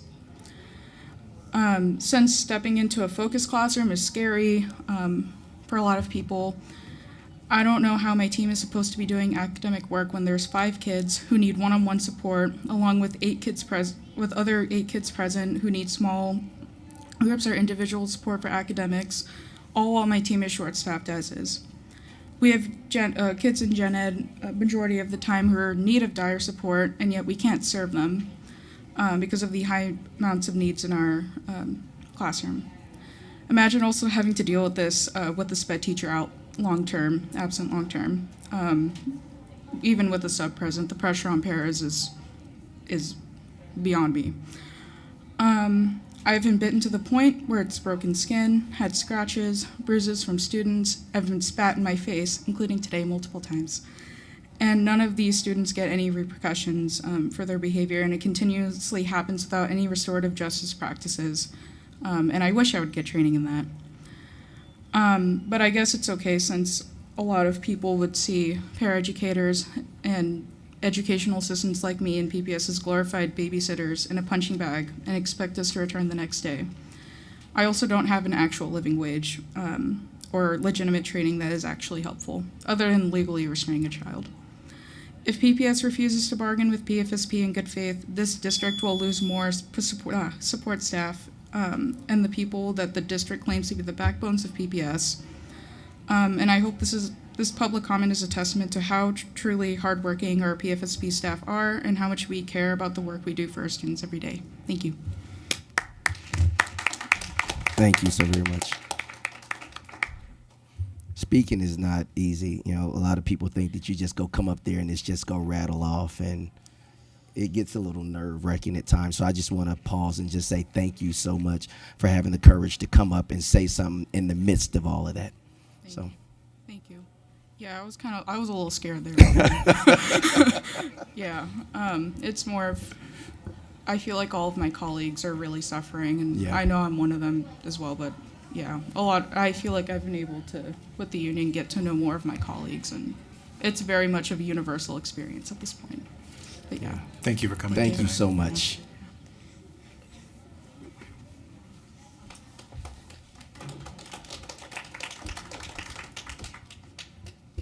Yes. My name is Dean Williams, Williams. I'm the parent of a 4th grader in the Portland Public School System, and I'm here to speak on behalf of the Portland Federation of School Professionals, the PFSP union. My intended audience is PPS parents and all other folks who support our public schools, a couple of hundred of whom, unfortunately, have just recently left. But the PFSP is a labor union composed of paraeducators, sign language interpreters, physical and occupational therapists, library assistants, administrative assistants, and many others. Altogether, over 50 job titles fall under the PFSP. These folks are the glue that hold our schools together, who enable our teachers to effectively do their jobs.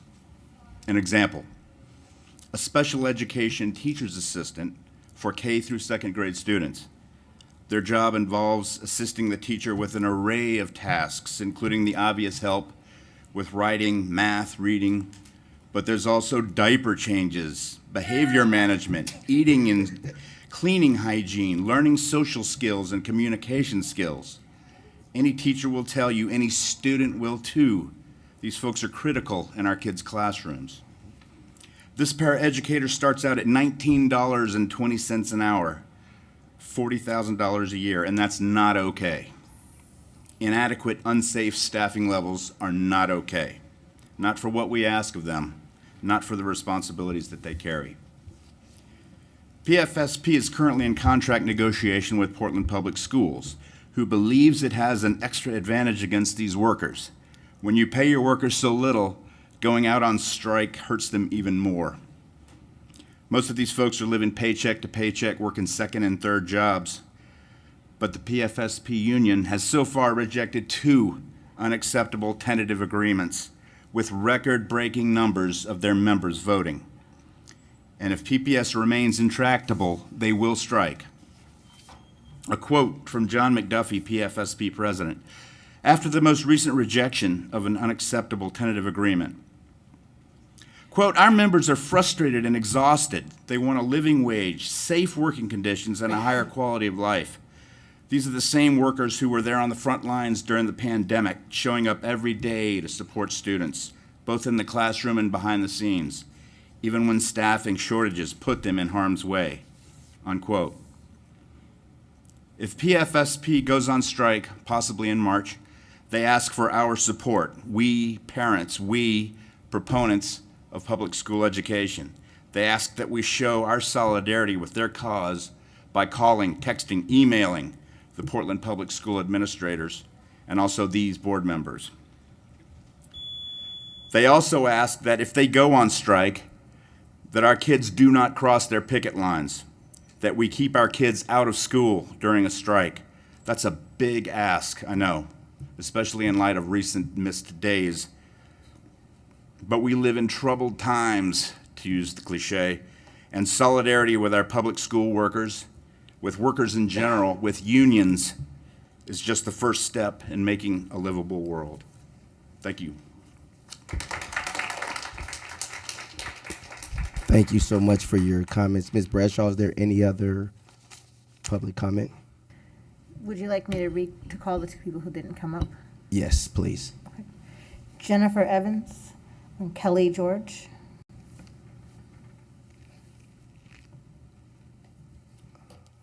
Okay. Well, I want to thank everyone that did come up and shared their comments. Again, like I said, I know that coming up to the dais is not it's not always an easy thing to do, but it is imperative that you do so that you can truly share your voices and so that it can go on record and you can be heard. All right, with that being said, I want to move us to our board and committee conference reports. And so this would be a space and time where we could get an update on what's happening in some of the committees and also get an update on the superintendent search. So, board members, is there anything that you would like us to like to share about your committee that you got going on right now? You don't have to say something. You can say pass. You can say pass. We can. I don't want you to feel pressure. There's no pressure. No pressure. So I have something that's not related to the policy committee, but I have something related to the committee that was action that was paused from last year. So there was a local option levy committee, and we paused action because we made the decision not to refer the ballot measure at the last election, and instead we're going to wait for the May this May election. So just wanting to note both for the board and the community that in February, we likely will have a renewal come before the board.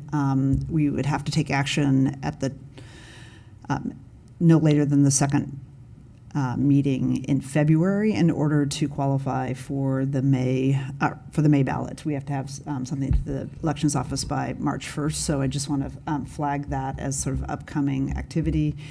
And by having it on the May ballot, then we also would have an opportunity then, in addition to, as we've talked about quite extensively, look to the November ballot for the next bond. Thank you. Anyone else? Yeah, just really quick. Student Success Committee talked about equitable grading practices and proficiency-based grading as well, which I'm hoping to get more student voices on it. This is something that's been, shown as be best practices. I think we're a little bit behind in implementing it, but hopefully we're exploring more ways we can support teachers too, because it just makes life easier for everyone. Thank you. And thank you. All right. Thank you, everyone. At this point, I guess we will move on to the implementation of our math curriculum. Superintendent Guerrero, would you please introduce this item? Excuse me. Hello? Yeah, you out there? Yes, I'm still here. Okay. Let me just give a quick update on the superintendent search piece. So we've already put out there that we have hired the interim superintendent, Dr. Sandy Husk, who will be coming on board, I believe, February 12th to make that transition with our superintendent, Guerrero. It was a lot of work that was done, especially over the holiday season. So I just definitely wanted to make sure I gave kudos to Director Burnett-Worth and Director Scott for putting that time in to not only just identify an interim, but also with the due diligence process, negotiation process, and the whole 9 yards. So that's the update on the interim superintendent. We also, moving forward, we have received 8 proposals for the superintendent search services firms. And so what will happen next is we will have a subcommittee to review, score, and recommend 3 firms to the full board. Then the full board will select the firms that will help us find our next superintendent. And that's an update on that. Thank you. Thank you, sir. We appreciate it all. I apologize. I couldn't. I didn't see your hand, and I should have known you was gonna say something. I should have known. No worries. No worries. I know you. I know we trying to get done, so I made it quick and brief. And I appreciate it. I appreciate it. All right, now, Soup, you can jump in on the math curriculum. Awesome. Always happy to talk about teaching and learning related topics. So the board has asked for an update on where we are with our math curriculum implementation. The next few agenda items, you'll notice we have a greater than usual showing of our district staff here. So a number of them are going to come up and talk about where we are with our investment in our implementation of mathematics standards-based curriculum. Providing an update will be our Chief of Schools, Dr. John Franco, or Christina Howard, our interim CAO, Dr. Emily Glasgow, Senior Director Pre-K 5 Core Academics, Joanna Tobin, Senior Director Middle Grades Core Academics, and Dr. Philippe Prishtik, our Senior Director for High School Core Academics. So together they will share with you a snapshot of where we are with our math curriculum implementation. Thank you, Superintendent. Good evening, Board Directors. My name is Christina Howard, and I am the Interim Chief Academic Officer. I'm pleased to share the facilitation tonight with several others, as Superintendent mentioned. Dr. John Franco, our Chief of Schools, Dr. Emily Glasgow, Senior Director of Pre-K Core Academics, Joanna Tobin, Senior Director of Middle Grades, and Dr. Philippe Hristich, our Senior Director of High School Core Academics. We know there is a lot of excitement and curiosity about the Early Literacy Grant, and we are excited to share this update during the January 23rd board work session. For tonight's purposes, we are here to share about our K-12 math curriculum implementation. And for our agenda tonight, we are going to start with our why and our approach to advancing towards educational equity. Next, the Office of School Performance is going to share about math curriculum implementation, monitoring, and follow-up at the school level. And each of our grade band senior directors will share high-level information about each of the curriculum being used, initial implementation data, and student outcome data. It is important to note that we are still in our early implementation stages. K-5 is in year 3, and 6-12 is in year 2. During our early implementation years, we want to see teachers using the adopted curriculum materials and working with their colleagues and professional learning communities to understand the new approaches to teaching and learning. I'm going to reiterate this quite a bit throughout the presentation. When we are looking at early implementation in the classroom, we are looking for materials in students' and teachers' hands and teachers' pacing. As we move to deeper levels of implementation in later years, we are looking at the fidelity of implementation. As teachers become more and more familiar with the materials and learning together, the fidelity of implementation should increase. The implementation data we will share tonight really focuses on the earlier stages of curriculum implementation and the usage of the curriculum. At the end of tonight's presentation, I will share the next steps we are implementing January to June, which begins to look at the fidelity of implementation and allow for any questions you may have. Next slide, please. I would like to ground us in our why and our roadmap to educational equity. We often put up this slide throughout our district, and we ground ourselves in this. Across the Instruction and School Communities Division, we believe our adult actions should prioritize the 3 instructional priorities: instructional framework, high-quality instructional materials, and teacher professional learning. We believe by prioritizing and narrowing our focus and actions to the 3 instructional priorities, we will shift our student outcomes and we will advance towards educational equity. Next slide, please. Good evening, directors. I am, again, John Franco, Chief of Schools, happy to talk to you about curriculum implementation, more so what we look for when we go into classrooms and into schools. We also have, as you can see, we have a large group here. These are our senior directors of schools. They wanted to be here. I think it's really important, and they truly are at the front lines and working with our building leaders in our schools. So the first piece, just want to go through these, and then of course at the very end, be happy to answer any questions that you may have. Sorry, I got to lean over a little more. My back is hurting me here. So first, we have school continuous improvement plans. These are updated. Every school has one. We have tracked these. They are noted for all to see in a Google sheet. Also, our senior directors are consistently providing feedback on these plans using a consistent template, which is very important. And on that feedback, we are specifically noting our instructional priorities, which center around teacher professional learning, curriculum implementation, which is what we're talking about, and our instructional framework. Principals do meet with senior directors at least once per week as a group in cohort, and individually at least once every 2 weeks, depending on school performance. Consistent visit template, we do use a consistent visit template, highlighting instructional priorities and observing classrooms together. So that is a big piece. That is a change that we have instituted this year because we want to develop a regular cadence of when we are visiting schools. We are making sure that we're having consistent conversations so that the principal experience and the expectation is consistent across the board. So for example, during these visits, an expectation is that the senior director will walk classrooms, and when they walk into classrooms, the first question that we are asking is the curriculum being implemented? And we should see that from the beginning.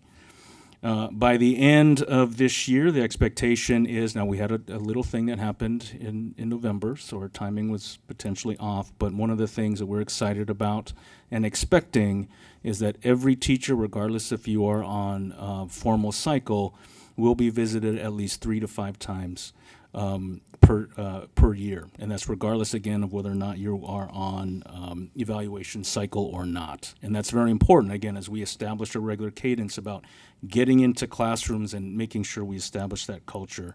So during those informal observations, if you will, there are specific things that we are looking for, and we have a consistent informal observation tool, and that is grounded in our evaluation framework, and that is through Charlotte Danielson.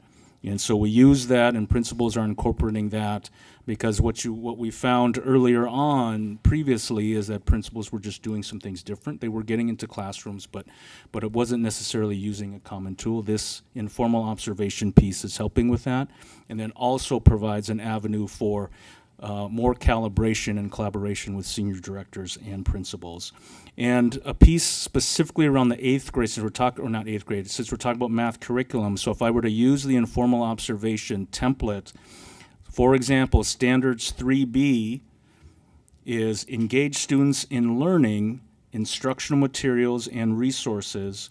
Instructional materials and resources are suitable to the instructional purposes. So that's the proficiency level right there. So that is in the informal observation template.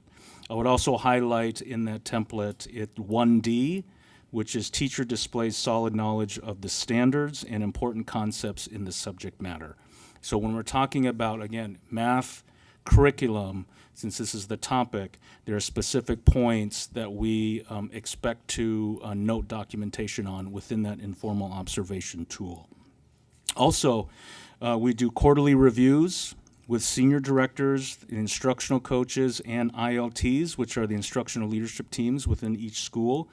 And the purpose of the quarterly reviews is for senior directors to ask questions, to be thorough with their questioning in terms of how it's going in regards to the SCIP, in regards to instructional priorities. So it's not just with the principal. Now we get to have those conversations with the ILTs. Instructional rounds is extremely important. The instructional rounds was actually, when you talk to principals, professional development-wise, was probably what they would say is the best PD that they've had. And so, and a big piece of an instructional round is identifying a problem of practice. Our problem of practice centers around grade level standards aligned instruction and curriculum implementation. And so it's a center point. And so when we're consistent going around into rounds into schools, knowing that that's the consistent marker, it just helps, again, from a collaboration, calibration perspective. And we do use a consistent tool, which was developed this year to help collect that data, right?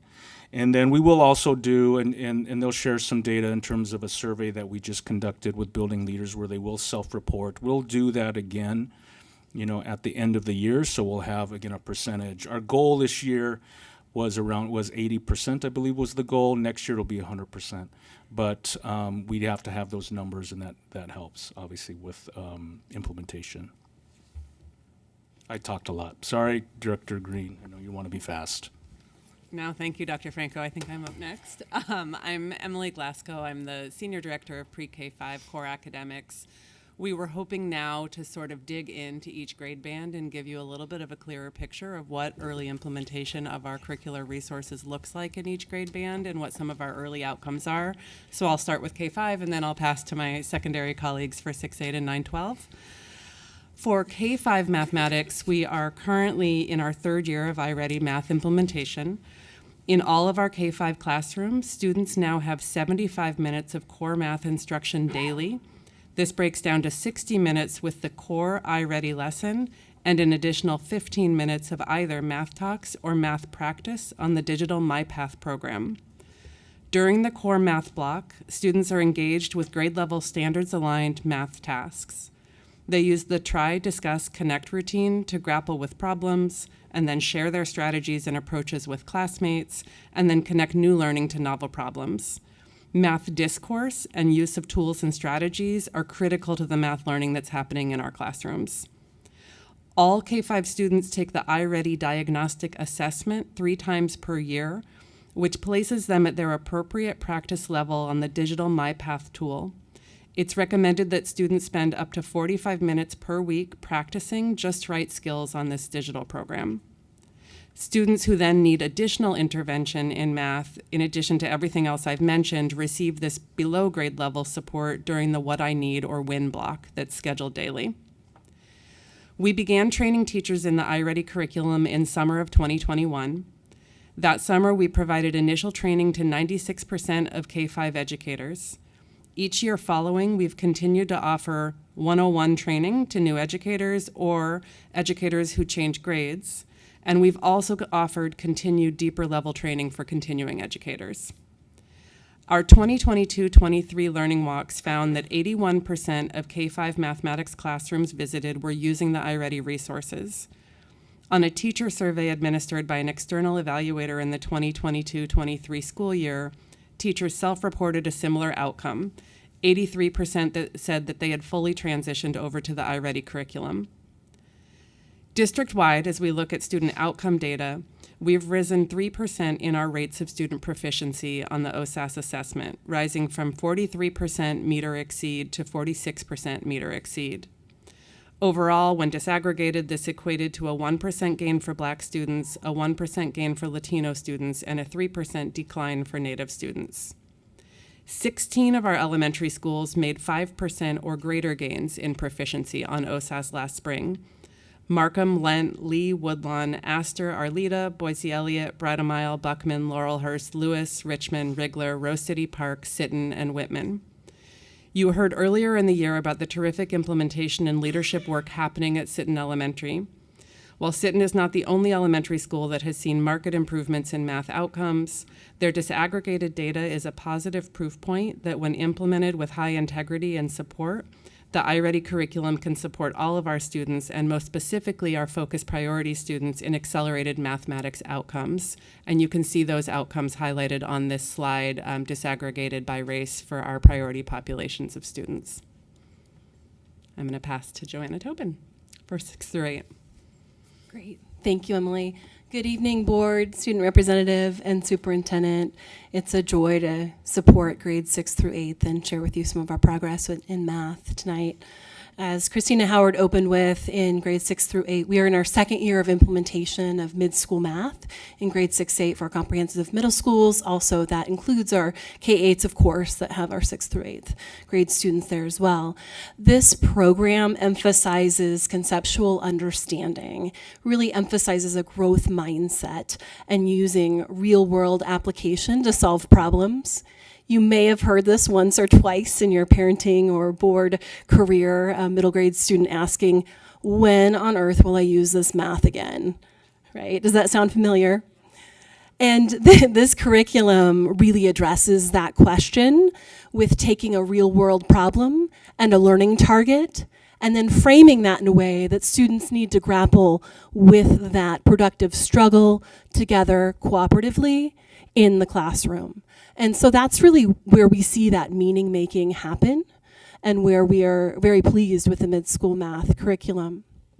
As far as implementation goes, as Dr. Franco mentioned earlier, this winter our principals did a self-report on the use of the curriculum, and this is one data point where we really find that 91% of our teachers approximately really are using the curriculum. We also have trained 100% of our teachers. We continue to do so, as Emily shared, through our professional learning approach. Any new teachers we ensure are trained on the curriculum as well. And we find that close to 90% or 87.5% of teachers are on pace. Our middle grades team has been working very hard on pacing guides, also throughout this unique year, really ensuring that support happens for our teachers so they know just where to be. When they're on pace, those PLCs, as you've heard so much about, those professional learning communities, those conversations are that much richer when our teachers are on pace together with their implementation of the curriculum. And so I really thank my team for that dedication and hard work this year around that in support of our teachers. We really look forward to being in classrooms over the next couple months, continuing with that monitoring, as Christina Howard mentioned, as we move into the spring. When we talk about student outcomes, this is where I'd like to highlight a few of our schools. Astor this past year saw a 9.7% gain. Beaumont Middle School, who you recently heard from in a board meeting, experienced a 10.9% change in the positive direction. Gray Middle School also had a notable 8.9% change, Selwood Middle School with a 9.5% change. What you also don't see on the slide here is also worth mentioning, of course, is Mount Tabor, Jackson, and Laurelhurst all saw over a 5% gain in their OSAS scores in math. So certainly credit to the dedication of our teachers really implementing the curriculum. And we're digging into that to really learn from those promising practices and digging into that data to understand the why and why we are seeing some of these positive trends. Also, as Emily also referenced in her previous slide, really looking at our student populations disaggregated by race, we see that all of our students from the 2022 to 23 school year on the OSAS saw a gain from 39% to 43%.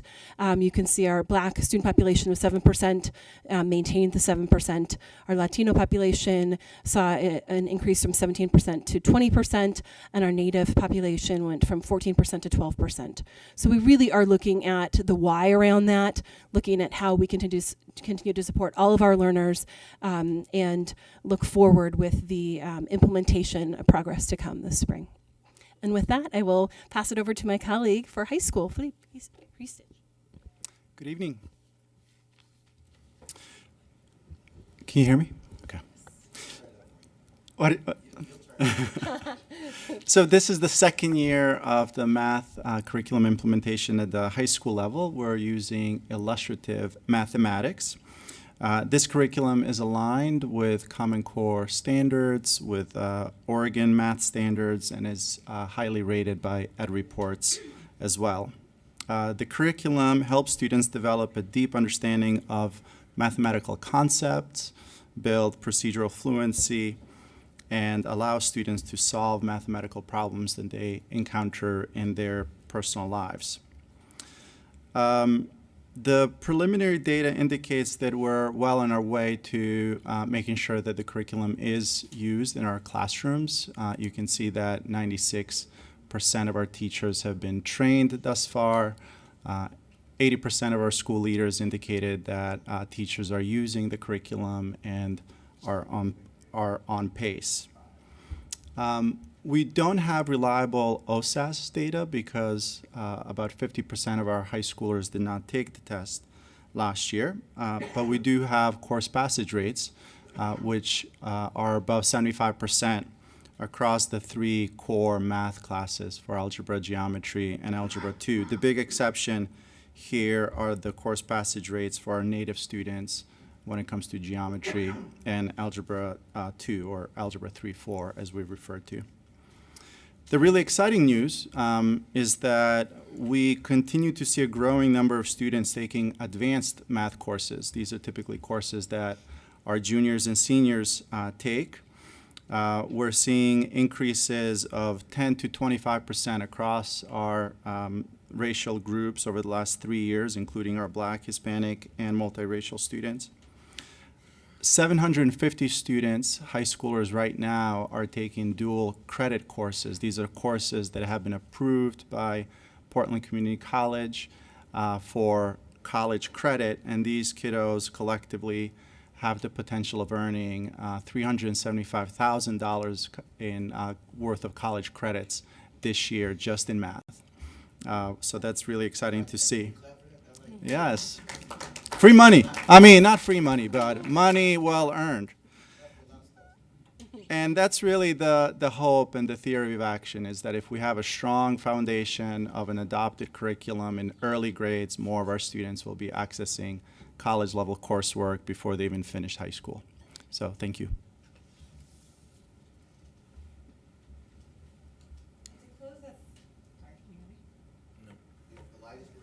Okay, here we go.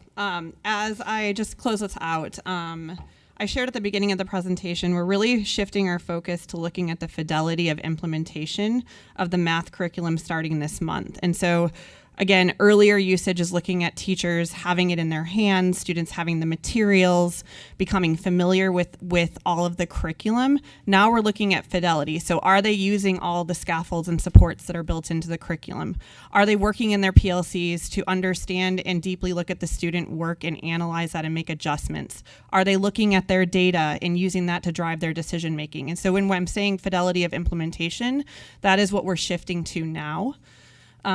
Content administrators who are experts in the curriculum will be participating in implementation walks across all schools, focusing on observing that fidelity of implementation starting this month. They actually go out into schools on Tuesdays and Fridays, and we'll continue that throughout the course of the year, getting to every school by the end of the year. A cross-office team, in collaboration with research, assessment, and accountability, will be developing more systems around curriculum-based assessments. Cross-office central office administrators will be participating in learning walks in January and April. Today we had members of cross-office teams in collaboration with the principal and the instructional coach walk multiple sites because we're in our January learning walk session now. And so that is taking place, again, looking at the fidelity of the curriculum implementation. The Office of School Performance will be conducting instructional rounds across all schools in collaboration with central office administrators, building leaders, and coaches. The 6-8 math team will be working with stakeholders to discuss math sequencing and alignment. And because the professional learning days are now student days, the teacher professional learning and content administrators are working with schools to provide school-based professional learning to support curriculum implementation through PLCs using the data. So we want to use the data that we're collecting to deploy on-site supports because we know we don't have those learning days anymore. So how are we wrapping around schools and deploying our staff to schools to be able to support those teams to deeply look at their curriculum and understand that to get to the next level? So this concludes our presentation for tonight, and I just want to thank you all. I'm sure there's going to be some comments from the board. I know I've got one. So let's start this way and see if Student Director Silverstein would like to say anything first from a student perspective, and then we'll work our way around the room. And I see Gary, I see your hand is up, so I will make sure that I don't forget this time.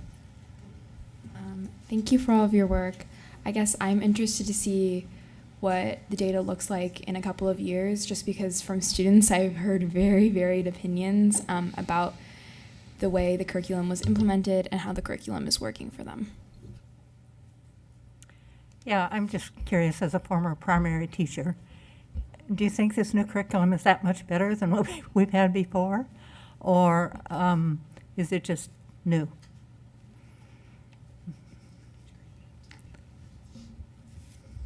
Yeah, I mean, what I would say specifically about the K-5 curriculum is we are now working with a K-5 curriculum that is grade level standards aligned and is putting grade level standards aligned tasks in front of every student every day. And I could not say that about our previous math curriculum. So from that standpoint, no curriculum is a silver bullet, no curriculum has everything, but that puts us at a really, really solid floor.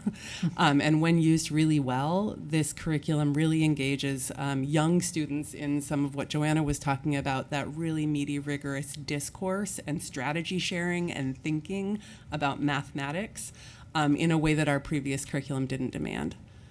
Because I'm looking at 75 minutes for kindergarten and math. Obviously, it's a lot of games and not sitting there doing math problems.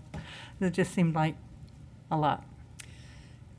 Absolutely. What I would say is this curriculum goes deep, not wide, which is what the Common Core state standards ask of us. So often during a math lesson, kids are really like debating and engaging, and they have manipulatives and things out that they're kind of showing different models of how you solve something, right, on one problem deep as a class for a while, right? And then, because it's kindergarten, we stretch and we move and we do the things we do to make it appropriate for kindergarten.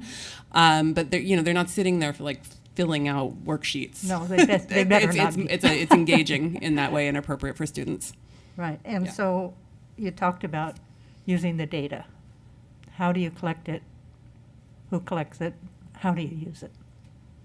So again, I can talk about that for K-5 and maybe pass on. I mean, I talked a little bit about the iReady diagnostic assessment that we take 3 times a year in K-5. That's a digital assessment, and so that data is immediately available to teachers, and also places students on this digital tool that, at their individualized level.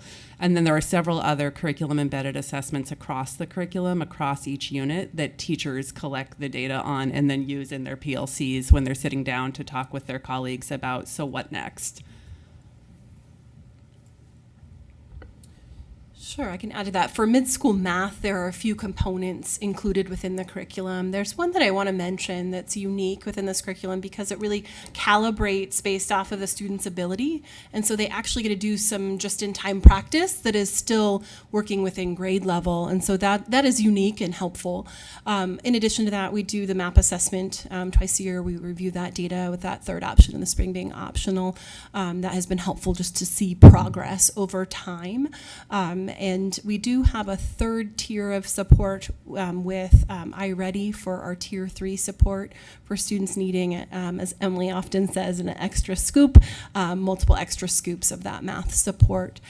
We also look forward to bringing forward more of our work of really looking at 6-8 deeply and how we best meet our students' needs, really emphasizing the use of mid-school math. So that's more information for another day, but we definitely have more work that we're doing beyond what we're sharing with you tonight, really emphasizing our needs within 6-8 for math. I mean, at the high school level, it's about course passage rates and ensuring that our students are on track to graduate at one level. But as I mentioned in my presentation, it's also about students accessing higher level math, going above and beyond what the core graduation requirements are. Using the opportunity to earn college level credit while still in high school. And so that's also data that we're looking at, not just how many students are meeting the basic expectations, but also how many students are accessing higher level coursework. And then having support for those that aren't making it. Absolutely, and intervening as soon as possible. So at the high school level, we're fortunate to have every other week what are called flex periods or flex times. And teacher teams do a really effective job of using those opportunities to really support students who are experiencing some deficiencies. So rather than waiting until the end of the year, our schools, our teachers use those times to support students around specific learning targets. Thank you. Great, thank you for the presentation. Two quick questions. You talked a little bit about high school students in advanced math. Does the curriculum allow for accelerated math at the K through 8 level? I know that's been a topic in past years. Okay, we'll go in reverse order this time. Love the question. We have done a lot of work around this. We need to make sure that our students access grade level standards aligned, right? So 6th grade, 7th grade, 8th grade. We do have some current pieces within our system that do accelerate a bit prematurely, and so we're really looking at how we best address that and also maintain an advanced pathway. That's very important. We have some system-wide pieces that accelerate some a little too soon, and so what we're aiming to do is maintain an advanced pathway for sure, and also make sure that our criteria for getting into those advanced courses are not doing so in a way that forgoes the importance of mastering 6th, 7th, and 8th. So that's been a lot of our work recently. And I would say within the K-5 classrooms with the iReady curriculum, it's really built for differentiation up and down and across and between, right? And so over the course of a week, an introduction of a new concept might start whole group, and then there would be think, pair, shares, and small group, and kids kind of accessing where they can. And then over the course of the week, there'd be time for small groups where the teacher can differentiate exactly how different groups of kids are getting supported through the curriculum. And then the iReady MyPath tool, the digital tool, is a personalized pathway for every student where they get to practice exactly where their diagnostic places them. So those are all opportunities for differentiation and acceleration. Okay, thanks. My second question, similar to Director Sullivan's, is sort of about the data, and I'm curious how I really appreciate it in terms of your next steps. That sort of fidelity and implementation of the curriculum seems really important. And I'm curious, given all this data we're collecting and seeing some of these successes at certain schools, what we're doing to share those best practices across the district. And I saw some of that actually at the beginning of the year with the superintendent at the, for our principals and our building leaders, right? Sharing some of those success stories and what those principals are doing. And I guess I'm specifically wondering, do we have anything in place for some of our educators who are showing real success, that we're seeing the results of their students have moved up 10 points, 15 points, for them to share with some of their peers within the district, some of their best practices and what they're doing with the curriculum that seems to be working. I love that. I'll grab that for middle grades. As we've mentioned, we're going on implementation walks here over the next few months. And we have this idea in infancy stage of really from there identifying some classrooms to spotlight. And then we have the question of how could we create a little bit of a collaboration to go in and see some of those spotlight classrooms, or should our educators be willing to have us film? How can we really capture these lovely practices that are happening and great teaching and learning opportunities to really do some peer-to-peer learning in our district? Okay. Either end of the spectrum. Thanks for sharing the implementations. Exciting to see it roll out and to see some of the preliminary data. Just to build on Director Scott's question, I'm going to ask about sort of the highest level, the higher levels of math. If at the high school level, what's the highest level of math you could take, like the end of the sequence? Off the top of my head, I would say calculus BC. So second year of calculus. Second year of calculus. So if you were in middle school and you stayed in the 6th, 7th, and 8th grade math classes and sequences without acceleration, would you be able to, by your senior year in high school, take that highest level of math, or would you have had to take that some acceleration in the middle school? Getting to calculus BC would be very difficult at that point. That said, there are opportunities to accelerate in high school, and many students do take 2 classes a year. So students who come in algebra take algebra their freshman year, which is a perfectly appropriate place to be as a 9th grader. Students can take geometry and algebra 3-4 the following school year, then take pre-calc their junior year, and then take calc their senior year. So they just have a lot of math that second year. Yeah, and that's the hope, is that our kiddos come into high school with a solid foundation of not just procedural fluency, but conceptual understanding as well, and application. But it's not that you wouldn't be able to accelerate within high school. It's not like you'd. Correct. It's inconsistent. And Okay. the other thing to point out is, as you well know, high school students need 24 credits to graduate. They have room for 32, and so there's plenty of space in their schedule. Yes. Can I just pick it up on and that? can I just say one more thing? Yeah. Sorry to interrupt. There is also a concern that students who do take Algebra 1 in 8th grade sometimes don't take 3 years of high school level math.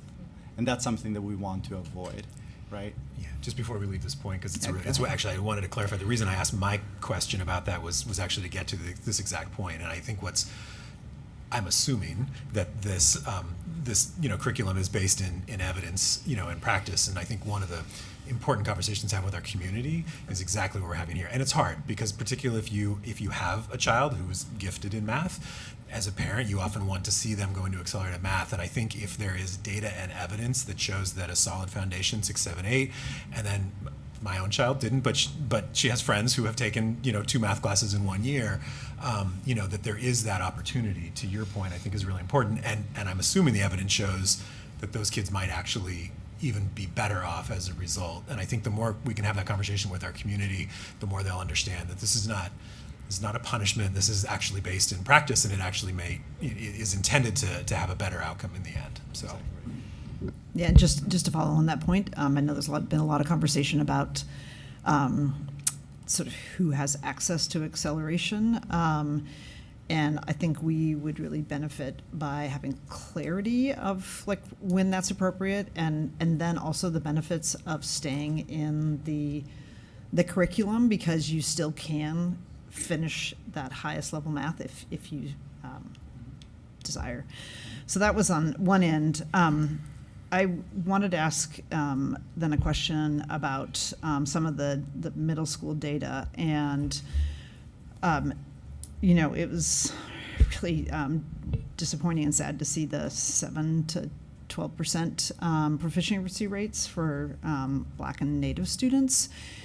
And I noticed there was an overall of 30, went from 39 to 43. I'm wondering didn't have a breakout for white students. I'm assuming if you have say 39% proficiency of all, that includes all, and so the average would be lower. Do you have the data for?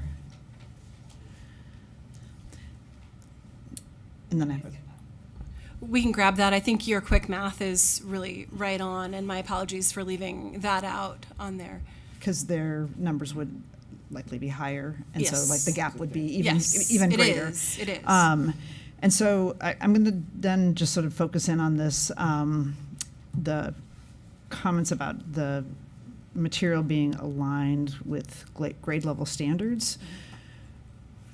What are we doing that is allowing a student who didn't master or wasn't proficient in the grade level standards, who now is in the next grade levels, is now getting the curriculum in the next grade levels standard, to not only master the one they hadn't mastered, but then also the next level or grade of proficiency. I think it would be best to hear from each of the grade bands for this one and share about the built-in supports that are within the curriculum and how they actually are intentionally built to do that. Yeah, and it's a great question. It's sort of the age-old question of how we do our work in differentiated classrooms. The research is exceedingly clear that every student needs grade level standards aligned core instruction, right? We can't expect students to get here if we're only teaching them here, right? We've got to be raising everyone to the bar. So that's the expectation, is every student is getting that every day during core block.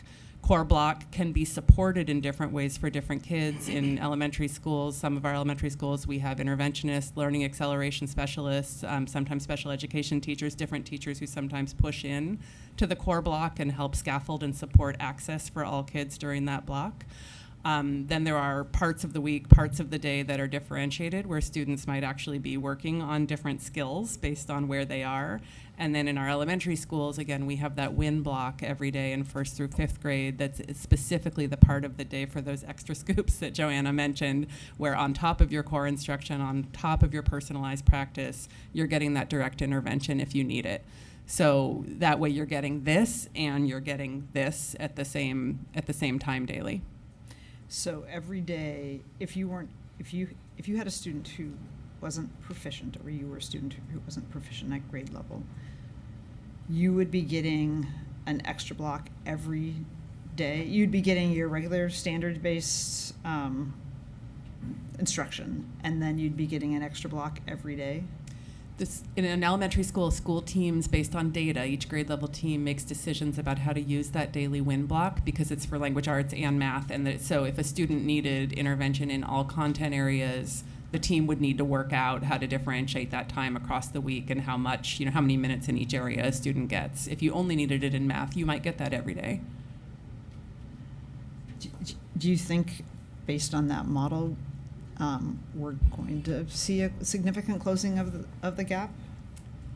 All research and data would suggest so, right? That's the long game that research is very clear on. Again, that model of every student gets that core high standards instruction with scaffolds and supports. And then as needed, students also get intervention on top. We know, to Christina's very early points in this presentation, all of this is learning for adults. Right, how you do this strategically, how you use that data well, how you plan your interventions. So we're trying to give very thoughtful guidance and clarity to our educators around the resources they should use in those situations. And adults are learning.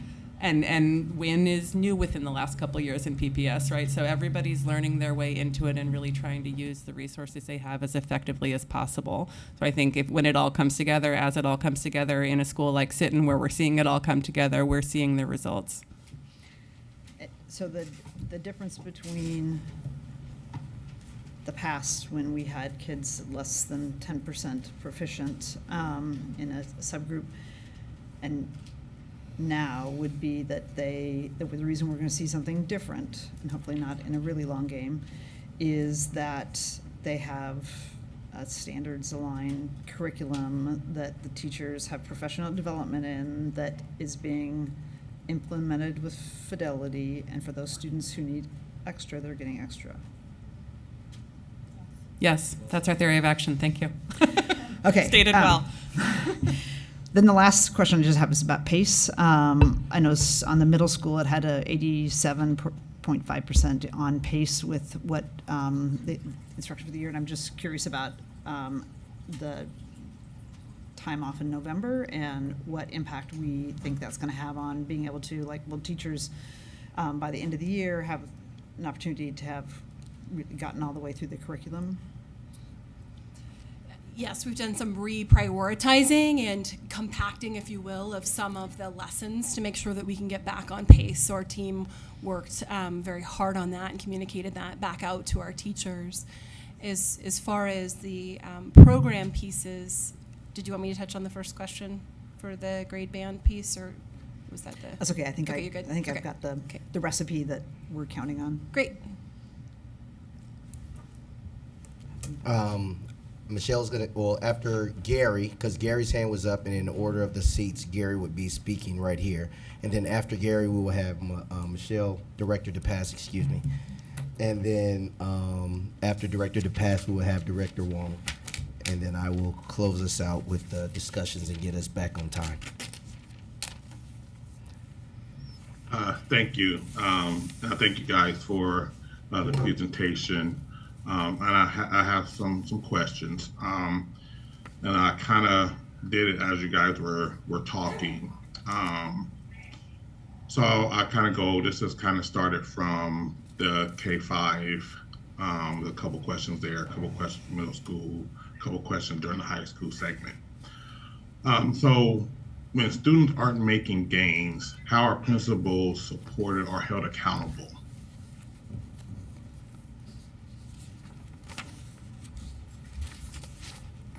You got them moving seats now, Gary. You got them moving seats. They're like, whoa. Thanks, Director Holland. So I think the question was, if schools aren't showing gains, how are principals held accountable? Is that accurate? Or supported. Or supported. I like that. Thank you. And so there are really two pieces to this. And yes, we go into this with our work with principals, our building leaders, and we know that catalysts for student achievement first are teachers, but then our building leaders are number two. So we really go into what does that support look like from a coaching perspective, and as you can see here, we do have our senior directors. And so I think the first piece is to make sure that our principals feel absolutely prepared to, from a curriculum implementation perspective, that they absolutely know what is happening. And so I think that's extremely important. The second piece is, and which I mentioned or alluded to earlier, is our principals have to be in classrooms. Not only do they have to have the training, which they have and are getting there in terms of curriculum implementation, but the standard about them being in every teacher's classroom consistently is extremely, extremely important, because what we're trying to establish and need to establish is that culture of, this isn't a gotcha, but I'm in your classroom and you are going to get feedback. And sometimes it's going to be amazing feedback. Sometimes it's going to be, you know what, you're just aren't doing what you need to be doing, and I'm going to follow up on the second day, and I better see something like that. And so there's a coaching perspective that happens with the principal from that vantage point. And that's why our work with our senior directors are so important. And that's why I mentioned those pieces around the weekly visits, and definitely at the least the bi-monthly with our principals, with the standardized template with consistent questions and consistent protocols in regards to walking classrooms. I would also say too, our data is very transparent in terms of what our principals share within cohorts and with senior leadership. And we do that during academic showcases. We do that during SCIP presentations, where they are sharing 3 times a year progress on their SCIP goals.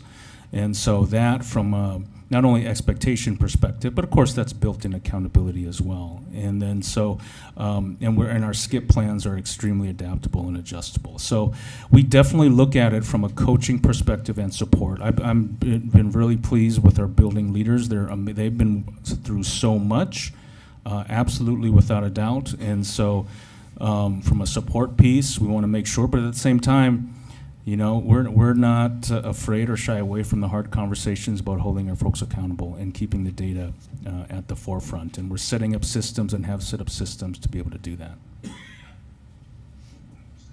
Okay.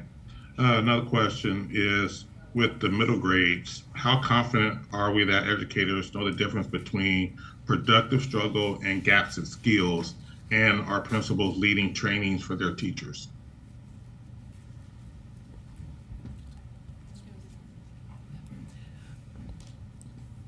I love that question, and I think mathematics learning in the 6-8 classroom really does need to be about the productive struggle. And so I would say one of the big growth areas that this curriculum and the training around the curriculum has brought to our classrooms has been, how does the teacher really change their instructional approach to being the one delivering the content, to being the one who's posing the problems, right? And then helping students match that learning target to that problem and have that productive struggle, really work through things. And so we are seeing a shift over time, and our further implementation will support this as well, of really changing what it looks and feels like within the math classroom.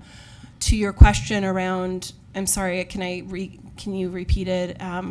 Was it around the accountability of that happening?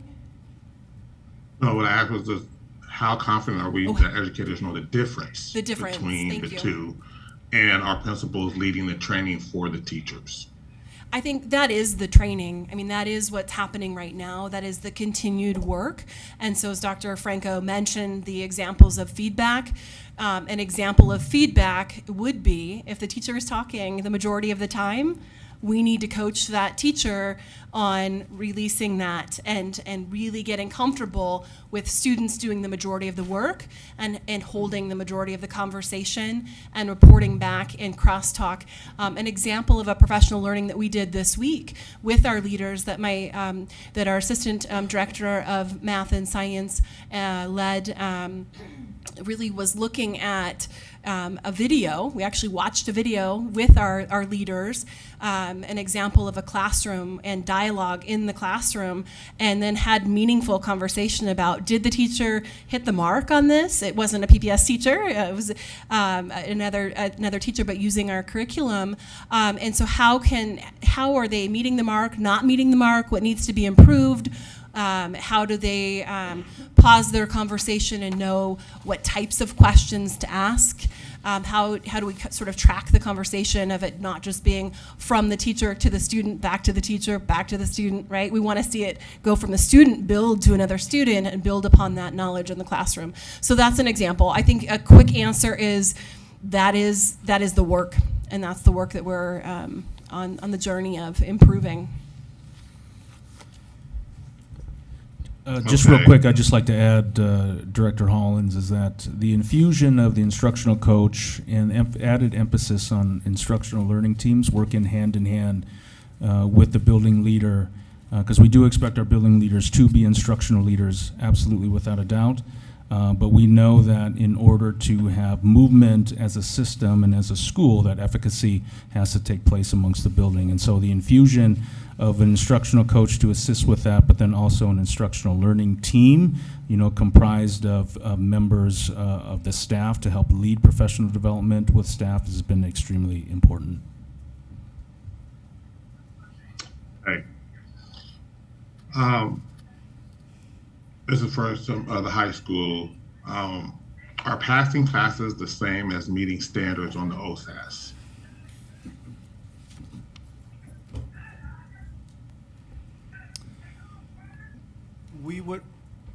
I would expect our students who do well in our core math courses to also do well on the OSAS. So is that a yes or no? I guess my question is like a yes or no question. It wasn't an expectation Yes, of what we think our kids should do or not do. I mean, here's what I would say. I would say, broadly speaking, there should be correlation between student performance in our core academic classes and OSAS. At the same time, OSAS as a test is a very different experience than what our students typically experience in their classrooms. So it's quite possible that some students will not perform well in that particular setting on that particular test who experience success in their math classes. Maybe we're one of those people who don't test well or have experiences difficulties in a standardized testing environment. But generally speaking, because now we have a core math curriculum that is grade level standards aligned, we have a higher degree of confidence that our students will perform well on OSAS as well. So as an example, if someone got a D in math class, so they passed their math class, you saying that same student should be able to meet the standards on the OSAS? I mean, D for me is not. D for me is below proficient. So I think that's the definition of D. So I don't think that anybody here is satisfied with students getting a D. Our goal is to ensure that our students meet proficiency, that they demonstrate adequate level of mastery, and they ought to be prepared to do well in the OSAS as well. So I can just, going from your explanation, I can assume that is a no to the question. Yes, that's a no. Okay. The other question I had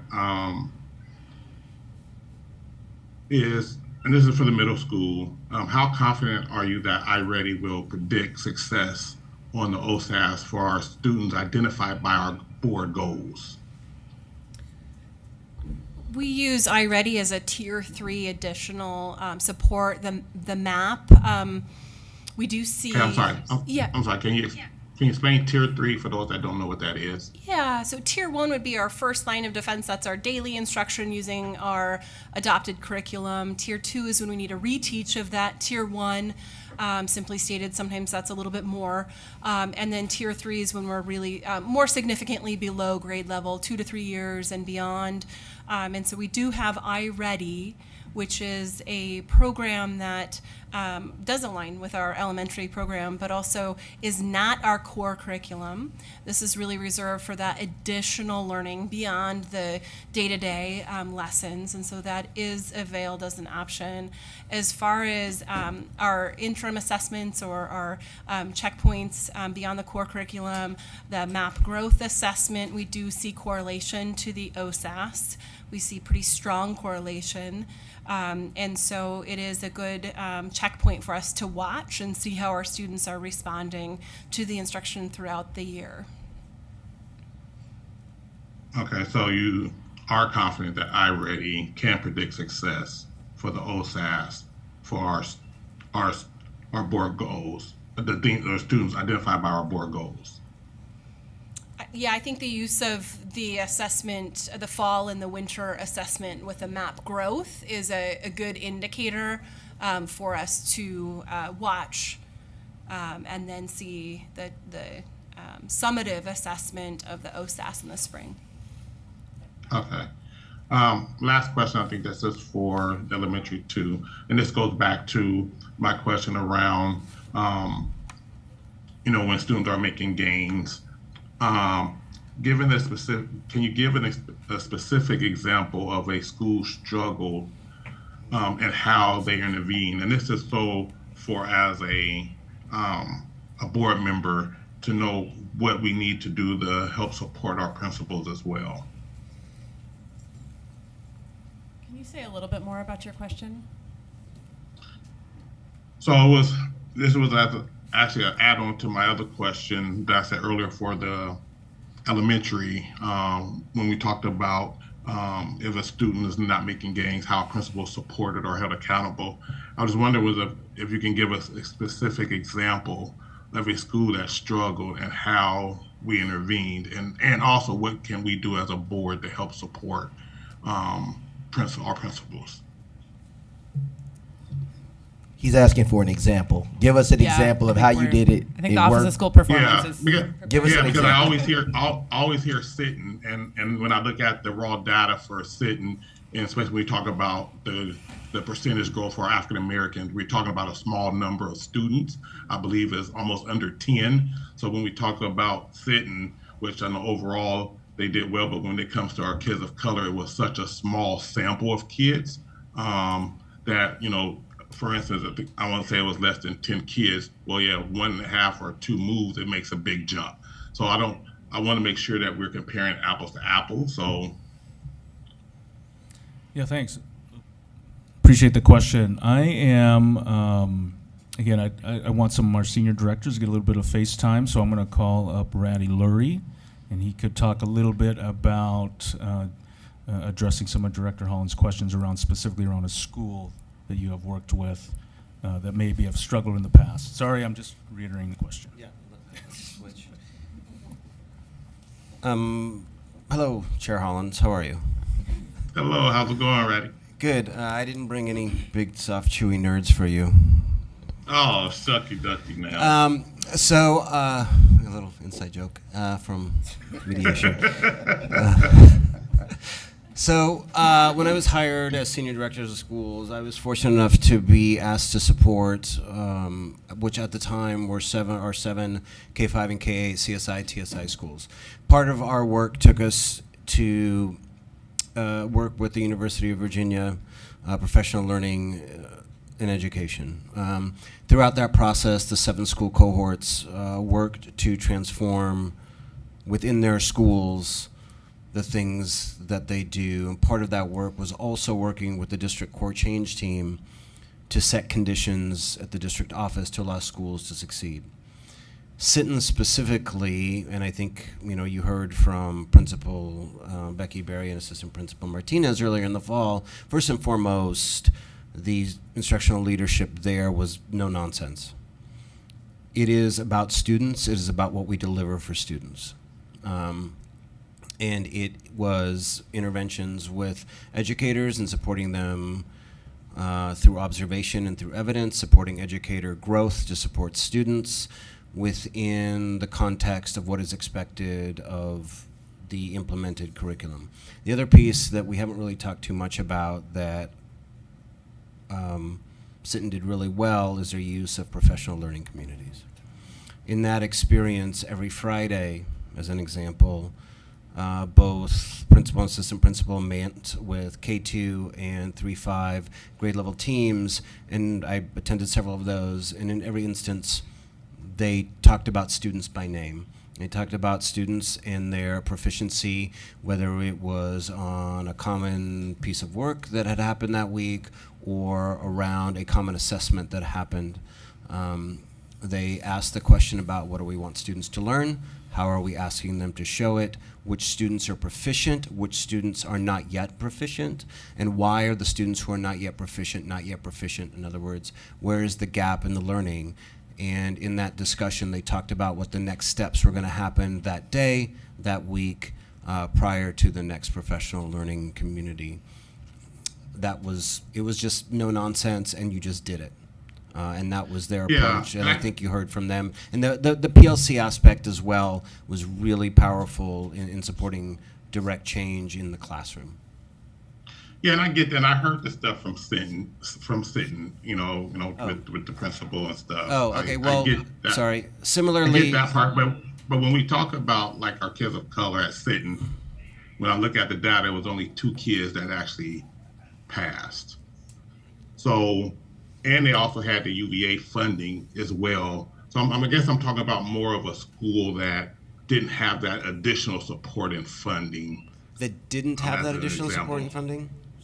Correct. Well, the last 2 years, I'm with a new set of schools, so the last 2 years I worked with schools that all had the opportunity to go to UVA, and I think I can point to Lent and Wrigler as well with similar approaches to sort of no-nonsense expectations in the classroom and the use of professional learning communities.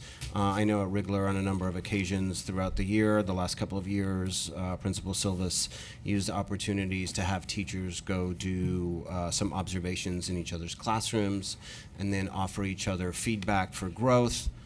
And then they built their stamina and process that way to support our students. But the last 2 years, the schools that I supported all have and had the extra pieces that come to the school from being identified title, being identified CSI or TSI. And then we also were all 7 schools that I was with the last couple of years. We also had the opportunity to work with the professional development through UVA. So they were all similar in that sense. I don't know if that's helpful or if that answers your question, but definitely the schools definitely somewhat, had but- extra pieces to support learning, for sure, that Yeah. not all schools have. Right, right, and that's why I guess why I'm really looking at those schools that don't have that additional funding piece. But we can move forward. We can move ahead. Excellent. Thank you. That's all my questions. Chair DePass.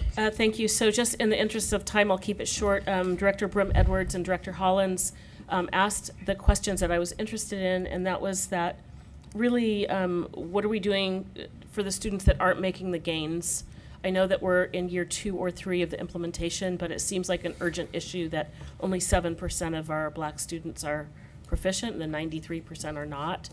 And then what levers do we have to, I don't know if I've heard what the levers are that the educators have to move the dial for those kids in an urgent way with a sense of urgency. This might be a good moment to talk about learning acceleration specialists, which I know we've spoken to you about before. Dana Narenberg's here. If we need more detail, I can give it a first go. But one of the very specific targeted strategies specifically for Black students who are performing below grade level is the infusion of the learning acceleration specialists into their classrooms. And the job of those folks, right, is to go into the core classroom during the core math block and support and scaffold Black students whose data says that they're underperforming in that area to be able to access during the lesson that grade level standards aligned instruction. And so that's been really like that sort of that's more than an extra scoop, right? Like that's somebody right in there making sure that the lesson is sticking. Because it's one thing to teach the lesson, it's another thing to make sure that everybody's able to grab on and access it. So that's been an investment the district has made specifically in real time to try to bridge that acceleration gap you're talking about. And this is a little, it's a weird question, but is there any data that shows, I mean, sitting in a math class doesn't work for all students.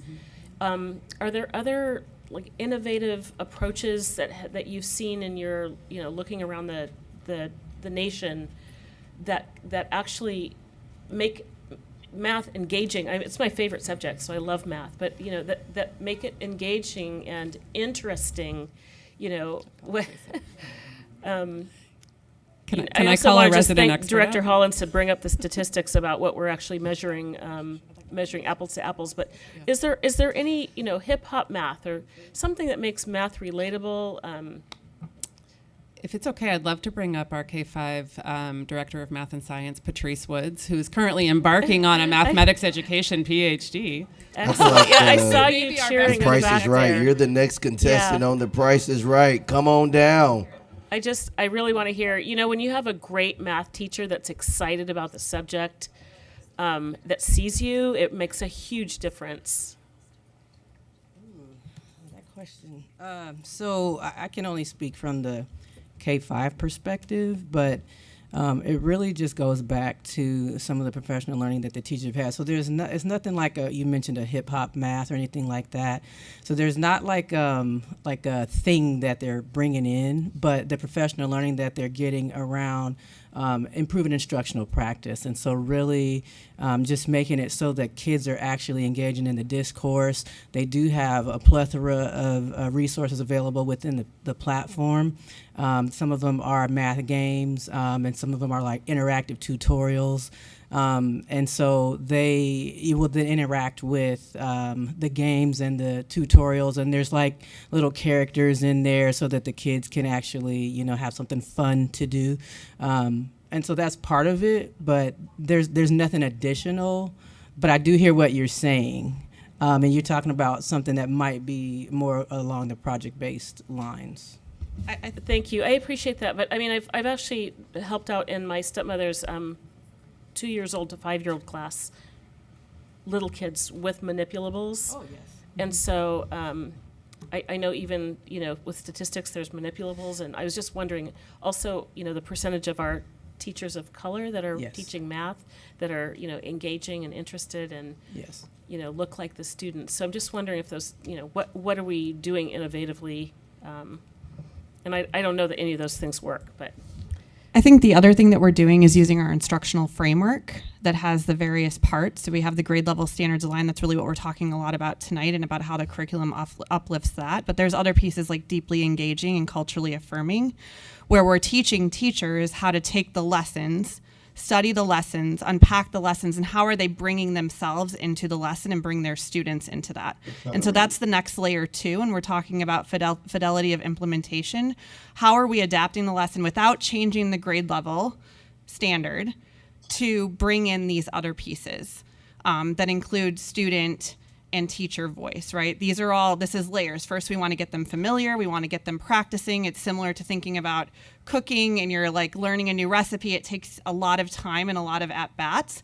Then we want to be able to bring in, how do we bring in these other pieces that really add this teacher element to it, right?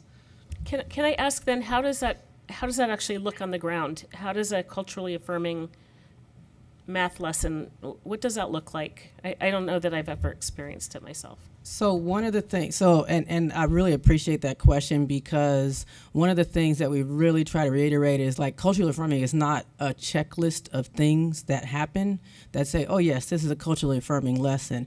And so there's a lot of training that has to occur on our part, as well as our leaders and our educators. And that's a question that consistently asked, and I've been here 5 years, so consistently asking. And so one of the things is ways to engage with the kids. So one thing that does fit that mold, if you will, is getting to know your students. So bringing in things like you mentioned hip hop. So bringing in question. I keep saying that because that's what's stuck in my mind. I'm sorry, but bringing in things that are relevant to them. Things that are important to them. So getting to know them, whether it's like a survey of, well, what kind of things make you, buzz, if you will. And so those actually, within the iReady lessons, the very early parts of it, there's inventories that they're asking educators to get this information from their students so that they can then use those to infuse in applications and whatnot, so that kids are like, oh, wait, we talking about cooking again? Those kinds of, because those are things that kids enjoy. So that's only one small aspect of it. But like I said, I will tell you transparently, we don't have it nailed. But one of the things that we know is happening is that we're continuing to make sure that we have the learning behind that, and that we're providing professional learning for our educators and our coaches, because they're asking all the time as well about that. Because it can't just be this buzzword thing that we keep hearing, culturally affirming, or culturally engaging, culturally relevant. But it has to be something that, oh yeah, I've seen that before. But it's not a thing. It's not a checklist. It's something that you live and breathe. I appreciate that. Thank you. My turn yet? Yeah, my last name starts with W. I'm used to going last. All you kind of asked, again, part of the benefit of going last is everyone else has to ask my question. So, I like that question about culturally affirming, because it's a methodology. It's not a checklist. I mean, it's like things like getting rid of deficit thinking, or knowing your students' relationships. And it can be learned too, which is awesome. So I guess there's a lot of like higher order thinking or answers and stuff like that, and I kind of like to get into like the nitty gritty, kind of see like what it looks like day to day. So I'm going to ask kind of a day to day questions. When you're doing like one of your what's that called? Observational walks and learning walks, right? What are some of your look-fors, right? When you can, and maybe if you can give some specific examples, because I also have some look-fors too. I'm curious about how you know what you know, and how is that data being used, right? Sure, we can go grade band by grade band for this one. We actually have a very specific tool of look fors. Christina just pulled it up for me so I can look right at it. In a K-5 math lesson, we're first looking to see that they're on pace, that they're within 2 weeks of our scope and sequence that we've put out, so that we know they're where they should be. Then we're looking to make sure that the objective of the lesson is clear to the students. And then in the case of an iReady lesson, we're looking for that try, discuss, connect routine in every lesson. So we're looking to see that the teacher is presenting that problem, that the students are first having a chance to dig into it and try it themselves and do that productive struggle that we talked about first. That should come before the teacher showing students how to do something. Students should be having connections with each other and in discourse with each other. We should see the tools and manipulatives that you were talking about, Director DePass, being used, whiteboards, resources that come with the curriculum. We should be, one of the big look fors across everything is that the students are carrying the majority of the cognitive load, right? The students are doing more work than the teacher. That should be happening in any lesson. And so we're looking at the way discourse flows in a classroom. Are students not only answering questions, but then are they building on each other's answers and asking each other questions, not just teacher to student? And we're looking for kind of scaffolds within a lesson. So for all the students you've been talking about who you're worried may not independently be able to access it, our scaffolds built in is the teacher structuring ways that every student can access the task. There's more, and probably we could actually share with you our list of look fors at some point if you're interested, but I'll pass to Joanna for middle school. Similarly, we're looking for use of the curriculum, we're looking for pacing, and we're looking for the instructional practices that support the implementation of the curriculum.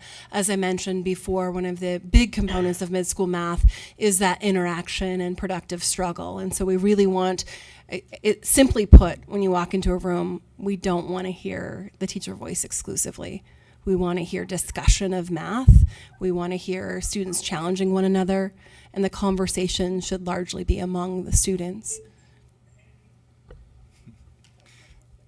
It's very similar at the high school level. I guess another way to say it is a look to see whether the learning targets are consistent with our adopted scope and sequence. So we've identified the learning targets that we want each content area to cover for each quarter. And so when I'm in a classroom and I'm observing what's happening in that particular lesson, I'm looking to see, is this consistent with what the scope and sequence of those learning targets is. I'm interested in what the teacher is doing, but I'm much more interested in what the students are doing. So I'm assuming the teacher is the expert. I really want to know what are the kids actually doing? Are they talking to each other? Are they talking about their thinking? Are they asking questions? Are they engaging in mathematical routines and practices? And then I'm also really interested in assessments. So what do we want students to learn?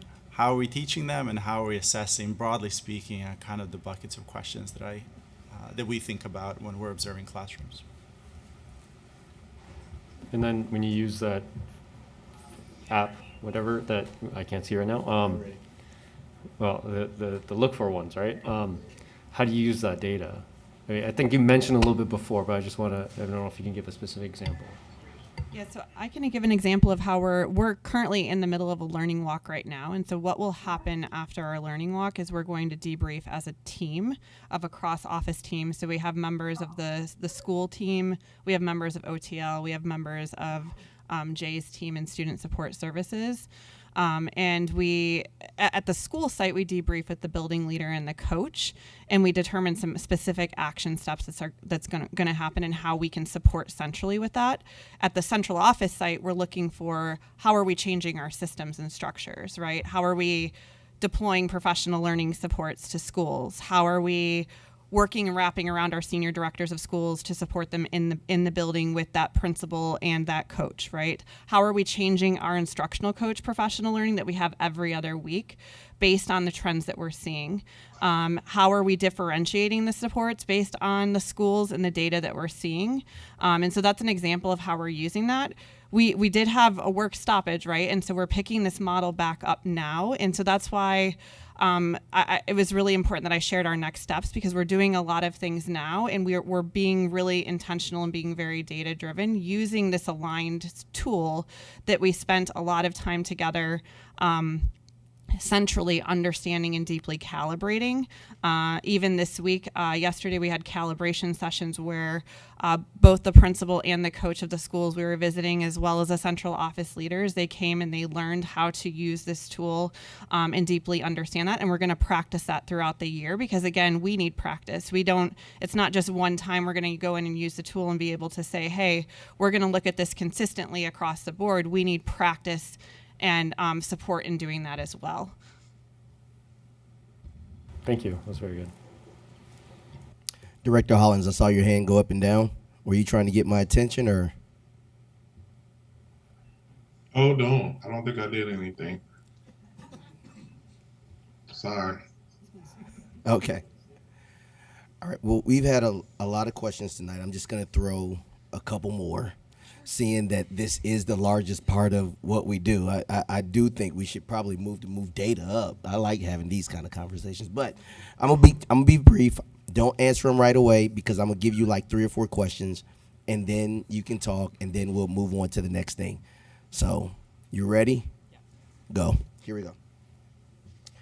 We've been using, and I'm going based off of what I heard each and one of you saying, that we've been doing this through K-5 for 3 years, and we've been using it in 6 through 8 for 2 years. And yet, when I see the data that we just got, if we've been using this for 3 years, why does our data still suck? Our children are not doing it. We're far beyond the marks. So if we've been using this for 3 years, and I think you said 91% of the teachers are using it, then how does this support the data that Dr. Adams gave us? So that's one of my questions. The other question is, and I've tried to put it all down. You said 96% of the teachers are trained, but only 80% are using it regularly. And then you said that 83% of them are either on pace or mostly on pace. So if they're trained, then why aren't we using it? And if they're not using it, then how are we holding them accountable for not doing what you're supposed to be doing? If we said that this is not an option and this is what we need. Are the assessments that we're using, are they summative, or are they formative, ongoing assessments? So the assessments that we have, are they summative, or are they formative, ongoing? And then what do we have in place? And this will be my last one. What do we have in place because you said we're using iReady, and that, iReady is working. Well, we've also been using iReady for 3 years, and our data still sucks. So how are we pivoting? How are we doing something different? Because if this is working, then why are our kids still failing? Everything that we're talking about, that it feels like we're having an adult conversation. We're talking about adults. I'm concerned about the kids that can't read. I'm concerned about the kids that can't do math. And how long do those kids have to suffer, or how many kids are we going to lose in the process while we're figuring out the implementation process that people can feel good about? And I should say, this is my last question. Are we letting our parents know? Are we using in all our tools? Are we letting our parents know that your child is failing, that your child can't read, and that your child can't do math? We're going to pass them to the 4th grade, but they're dumb. They can't read. So do they know that? Because I'm concerned about, we had all these people here tonight, and I want them to come out. I want people to come out. I feel like if people really knew the impact of their child is not learning and that they're going to graduate and be illiterate, that we should have a lot more people in here more concerned about the data that we're seeing than we are whether or not they get an experience to Japan. Not that say that one ain't good, but I am rating one over the other. I feel like literacy and being able to read and do math, we need to be telling our parents that, and we need to be honest with them, and we need to be upfront, and it just is what it is. And then we have to hold people accountable to make sure that if you can't teach these kids how to read, then you don't need to be here. If you don't want to teach these kids how to read, then you don't need to be here, because your job is to teach these kids how to read and do math, period.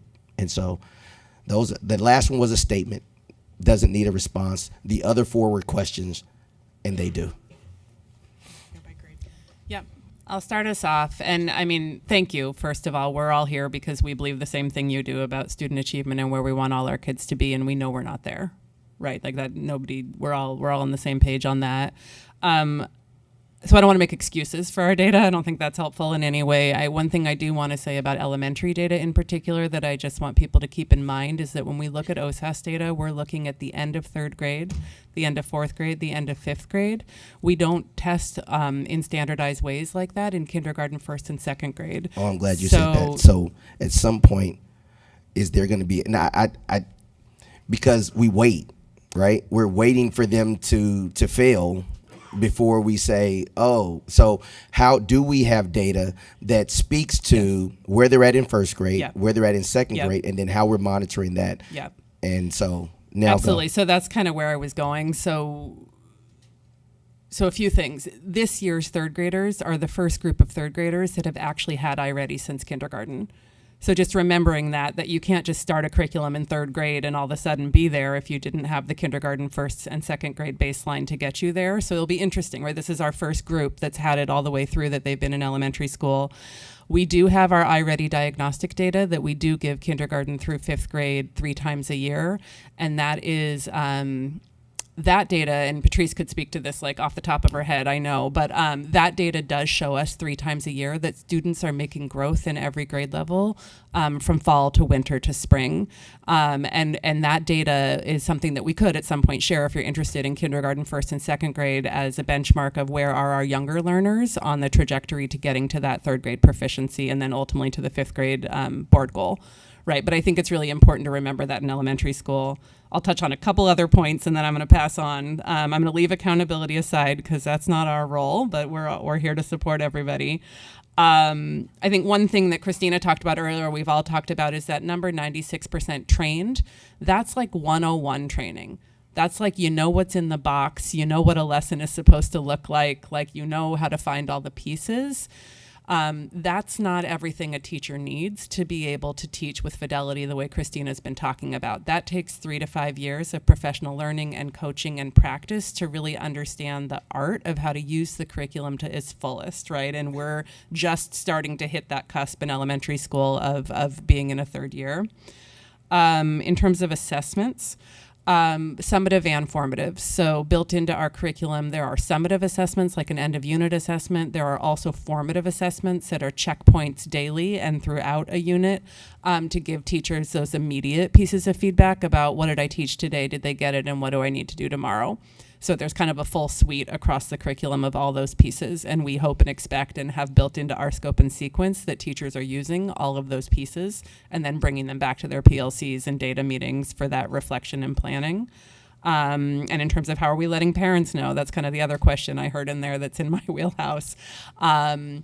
We do our MAP assessments, as everyone's talked about, in third, fourth, and fifth grade in elementary school, and those reports do go home to families. And then we just revised our K-5 report card, and it just went out this first quarter as a first go with a lot of teacher input to ensure that that report card is really standards aligned. And we've also now provided teachers with really clear guidance on this is what you teach, these are the assessments in your curriculum, these are the standards on the report card, these are how you connect those dots so you make sure you're giving really accurate data-informed information to families on the report card. That's new this year. All right, for grades 6-8, we have talked a lot tonight about mid-school math. I've shared with you, our core curriculum that we have adopted, and that is central in our instructional framework. And we also have presently a system that does allow for students to sort of skip over our grade level standards. And so this is a project, year-long project. We're working on a proposal. We've been engaging with leaders, teachers, parents. We look forward to bringing forward this information to you as well. It's about a 45-minute in and of itself diving into what we're doing, which is really answering this question. We do have students, about 48% of our students last spring were in an accelerated program, fewer this year. And so we're really looking at how does that serve our students? How does it not serve our students? How do we maintain an accelerated pathway while also really emphasizing that access to mid-school math? And so part of the answer to your question is, first and foremost, we need to get our students accessing grade level standards aligned before we accelerate them, and really looking at the measures of readiness to then accelerate.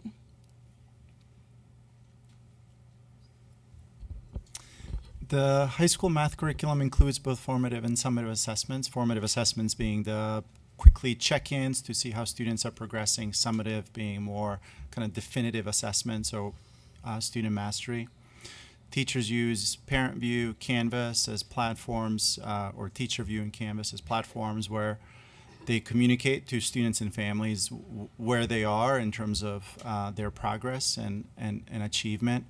We're hoping to build on the work that our K-5 colleagues have done with standards-based report cards, where we can become even more clear about not just what is the grade, but what are the specific learning targets that students have mastered or haven't mastered and need some additional support in, so that the question that our students are asking is not what is my grade or what assignment is missing, but what is the learning target that I need to improve on. I think maybe the last thing that I'll just say is that in my mind, this is about sustaining. This is about not just launching, it's about sustaining and deepening.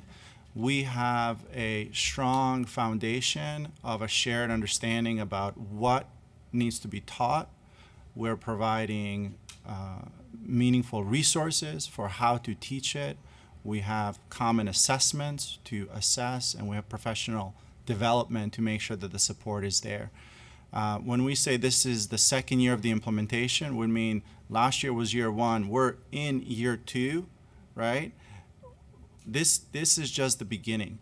And the questions that you're asking about student achievement are absolutely appropriate and are absolutely the things that we need to keep focusing on.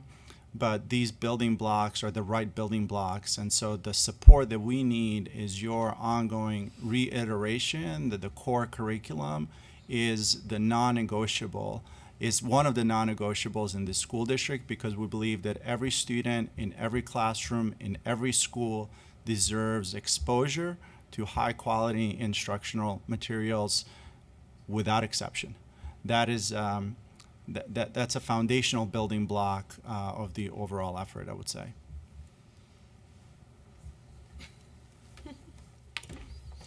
We need a longer cord.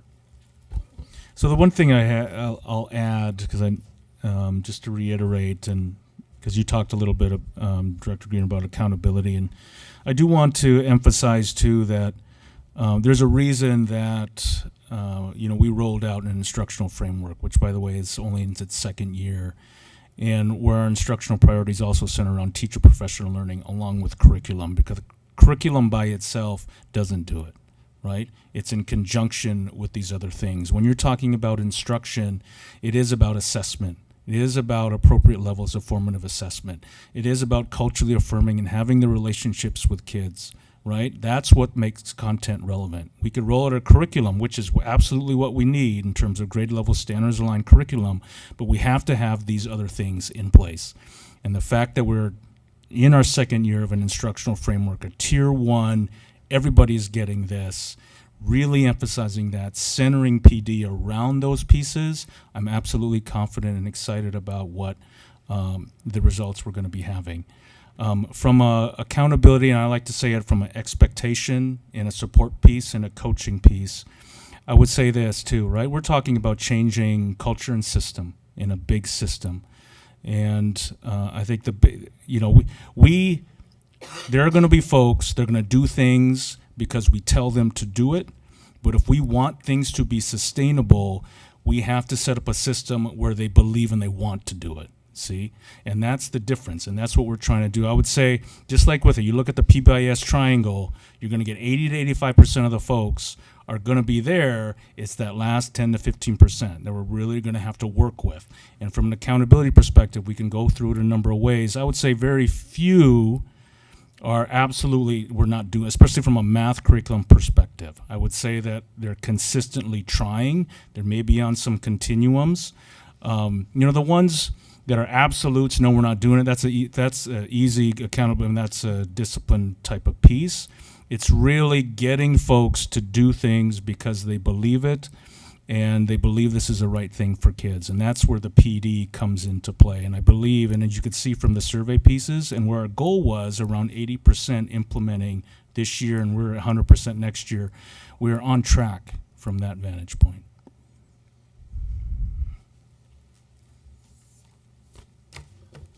I see you reaching. I'm so glad that the board wanted to do a dive. You can substitute the content area because the theory of action is the same. So listening to the team tonight, all former principals, by the way, it affirms my belief that there's a strong team in place to continue this work because it's nascent.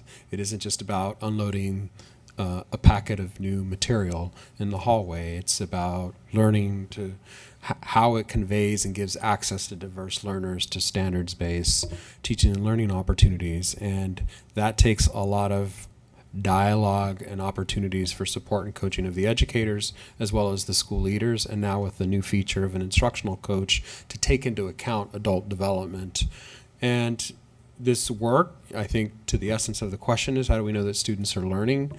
The fact that we have elected to implement curriculums that have these diagnostics and embedded formatives in there give us a good sense of where growth needs to occur, or where we're hitting the mark, or where there's mastery in the performance tasks that students are being asked to work through. So the instructional framework is the right reference point to keep coming back to. I think they all mentioned it, and that has served as a really clear anchor for us. You have all the senior directors are sitting over here. They supervise our principals. It's every measure of accountability requires that unit of support, and so working side by side with them, you heard the different mechanisms and the formats for being in our schools, whether it's an instructional round or a learning walk or a visit to another school, or noticing across the school portfolio where growth is being accelerated for the students we're most concerned about, what's happening there. How do we keep replicating those best practices? So, this is the work of school and district improvement that we're talking about here. You can substitute any content area you want. You should hear the same elements at play. Our challenge is, how do we keep doing that with a concentrated group of district leaders and staff that are in the field supporting schools every day so that they can get better at doing this work. And we do serve a diverse student body, and our educators don't reflect that or represent that. So we have to work diligently in understanding not just the material, but what are those practices that are going to create engagement and access for our students. So we welcome the conversation today. We talk about it all the time. If directors, I heard you mention a couple times, what does that look for? What does that look like when you go to a school? What are you looking for? We have to be calibrated in what it is that we're looking for. It shouldn't matter which senior director is your supervisor. They should all be asking you similar questions. Just like when I visit a school. So I know many of you have taken up the open invitation to join any one of us on school visits. We invite you to do that, or join an instructional round, or any one of the other format ways that we work with our school leaders to talk about these topics, because we're all growing in our understanding and ability to do it well. So thank you. Thank you. And thank all of you for coming out tonight and answering our questions. I appreciate you all so much. And let's keep working. Let's keep working. All right. With that being said, we are now going to move on to the integrated grant agreement. On January the 23rd, we're going to have a vote on the integrated grant application, and tonight we're going to get the opportunity to preview it before we vote on it in 2 weeks. With that being said, Superintendent Guerrero, I will turn it over to you. Sure. You're going to learn about how the grant agreements align with the PPS integrated grant plan that the board heard and approved this past March. It does include a couple key updates. Thank you, team. So presenting tonight to walk you through some of those key features are Dr. Adams and our research and evaluation. Oh, No, it's making a special appearance, folks. Everybody, Leslie Odell is here with us this evening and is going to join this conversation. Thank you. Can I just want to stop us for a second, just from a process standpoint. So we spent about an hour and 20 minutes on the math curriculum. Obviously, it's very important, and the board had a lot of interest. So we were 40 minutes ahead. We're now significantly behind. I just noticed we have 10 minutes for this agenda item and 14 slides, and I don't mean to shortchange your work at all, but my understanding is this is just agreeing to the agreements to the plan that we already passed in March of 2023. Is that accurate? There are a couple of elements that weren't presented in March that we're going to present here tonight, and most of them are with Dr. Adams, so I will expedite my part. So maybe just focus on what's different than what we already approved, and Correct, then yes. we can move on to the rest of our very lengthy agenda that we still have tonight. And That sounds great. Okay. So I'm Leslie Odell. I'm the Senior Director of Funded Programs. I'm glad to be here tonight. Again, we have the 6 integrated grants that were over a year ago ODE released. And you'll hear me refer to it as integrated grant or IG. Tonight it is really getting a preview of the student investment account agreement. And so really highlighted revised grant allocations and really focusing on the new state evaluation framework. And so I won't read all of the grants, but there are 6. In the grant, I think you're familiar with all 6 grants included in the integrated grants. I'll move to the next slide, which shows the key differences in what the final allocations were. In March, we budgeted based upon preliminaries. We got final, and the increase, the roughly $5.6 million, helped offset the decreases in high school success and a little bit offset in CTE and EIIS. And they're high level. Keep up. You're going fast. Well, I said I was told, let's go. So I'm going to go. You're very well informed on the ongoing budget conversations that this integrated plan invests in focal student groups and schools based on need, with an emphasis on improving culturally responsive site-based learning experiences. And our investments align with key priorities identified in our needs assessment and priorities that were also expressed by our community.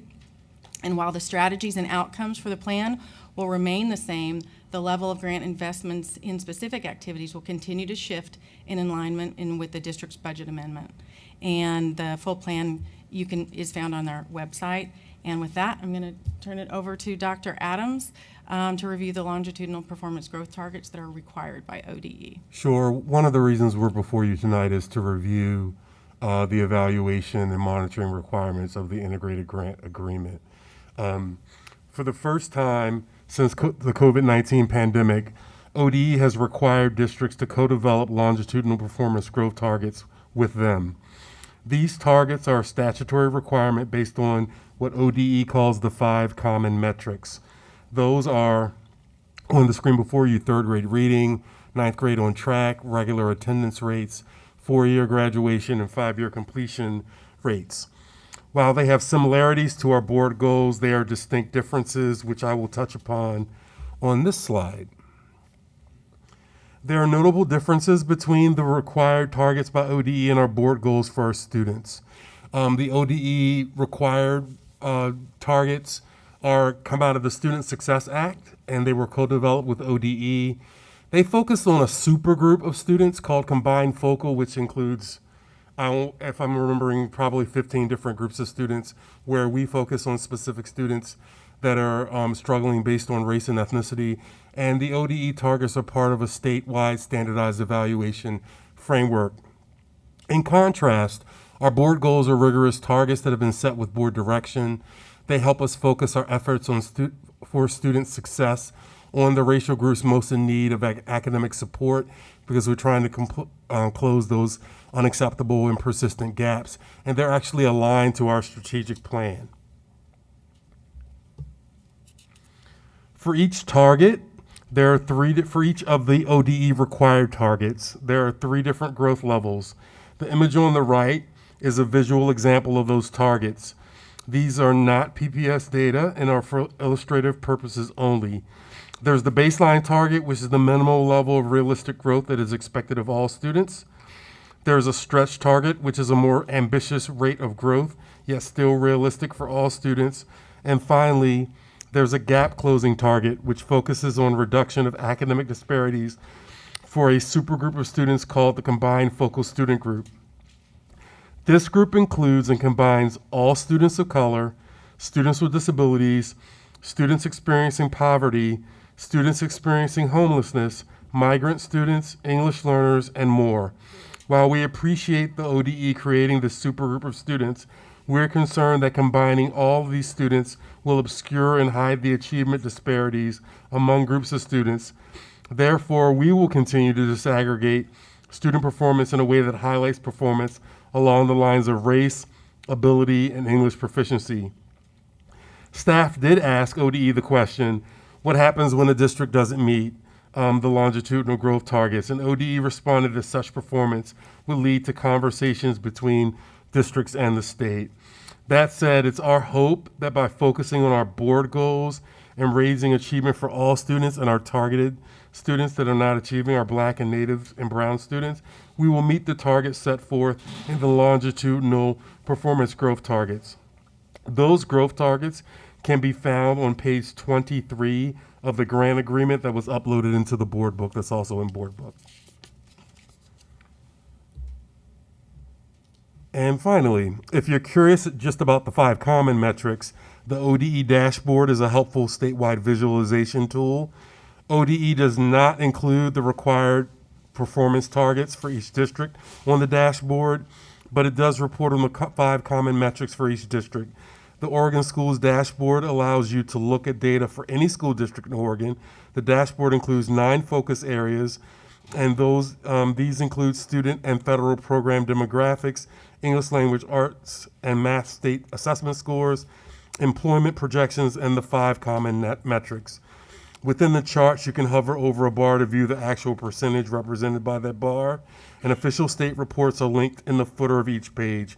You can also hover above the map of Oregon to the right to view the data in presentation mode, and that link in the presentation is live if anyone is curious about that. And so these are the performance targets that we needed to share with you, and now Ms. Odell will close us out. Yep, and here you'll find the actual grant agreement, not only on the board book, but also here in the presentation. You can link on it and look at the full package. And again, we'll be back on the 23rd for approval. That was super helpful. For real, it really was. Thank you. You bet. Thank you very much. Excellent. And thank you so much for all your work and coming out. All right. Next, we will move on to the 24-25 school calendar. We'll preview the 24-25 school year before adopting the final calendar on February the 6th.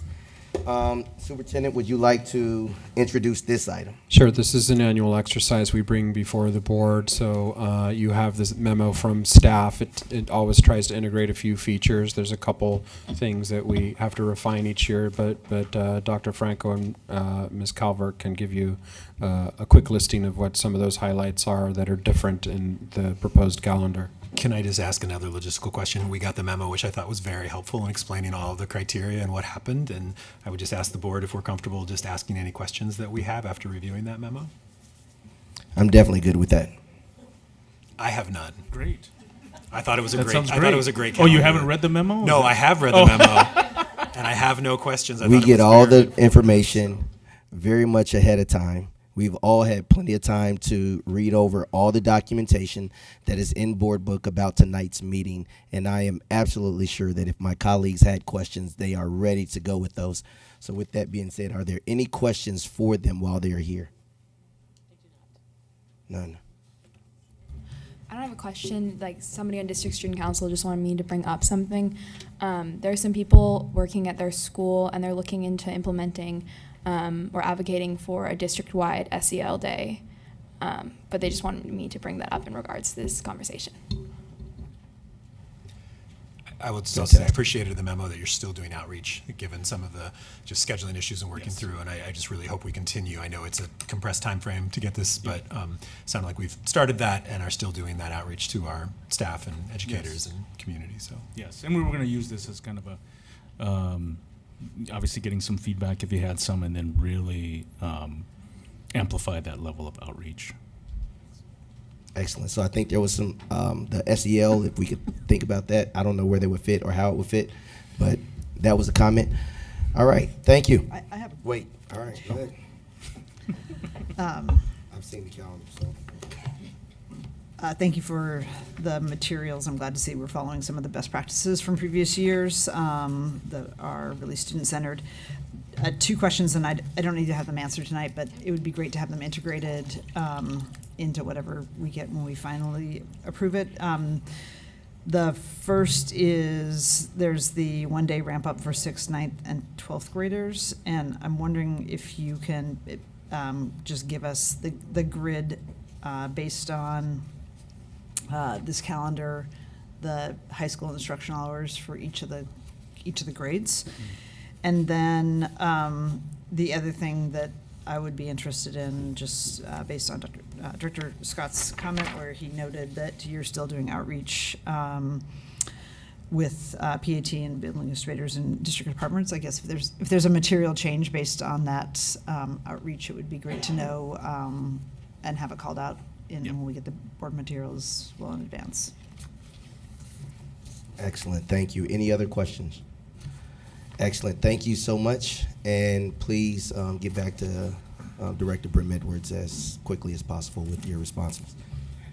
Moving right along, we are going to now move to a update on the Southeast enrollment.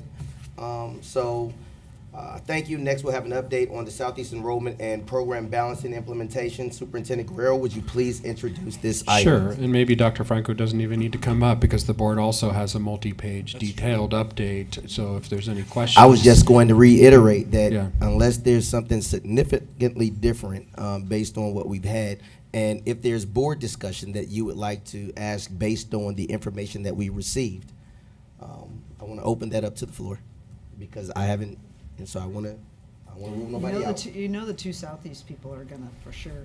Yeah, we could talk for hours on this. So what do you want to do? Because maybe we need a committee. So then maybe I wasn't talking to y'all then. All right. No, not a separate meeting, but go ahead, and I don't have that many yet. Yeah, I mean, being part of the Southeast Guide Coalition, and this is, I just want to kind of focus on lessons in terms of like patterns I've seen in the Southeast Guide Coalition. One of the things that I kind of wish for is because, especially after the strike, when we discussions about classroom sizes and that, and one of the patterns we really notice is that the over-enrolled and under-enrolled schools have very big problems with class sizes. And balancing is one of the few tools that we have, especially when we're looking at $10 million in cuts this year and another potential $30+ million dollars in cuts next year, that one of the few tools we have for actually keeping class sizes manageable is proper rebalancing. And one of my wishes for the Southeast Guiding Coalition, and again, there's many factors going in and stuff like that I don't blame anyone for, but I kind of wish it was a little bit more bold. In the fact that, I'll give you a real example.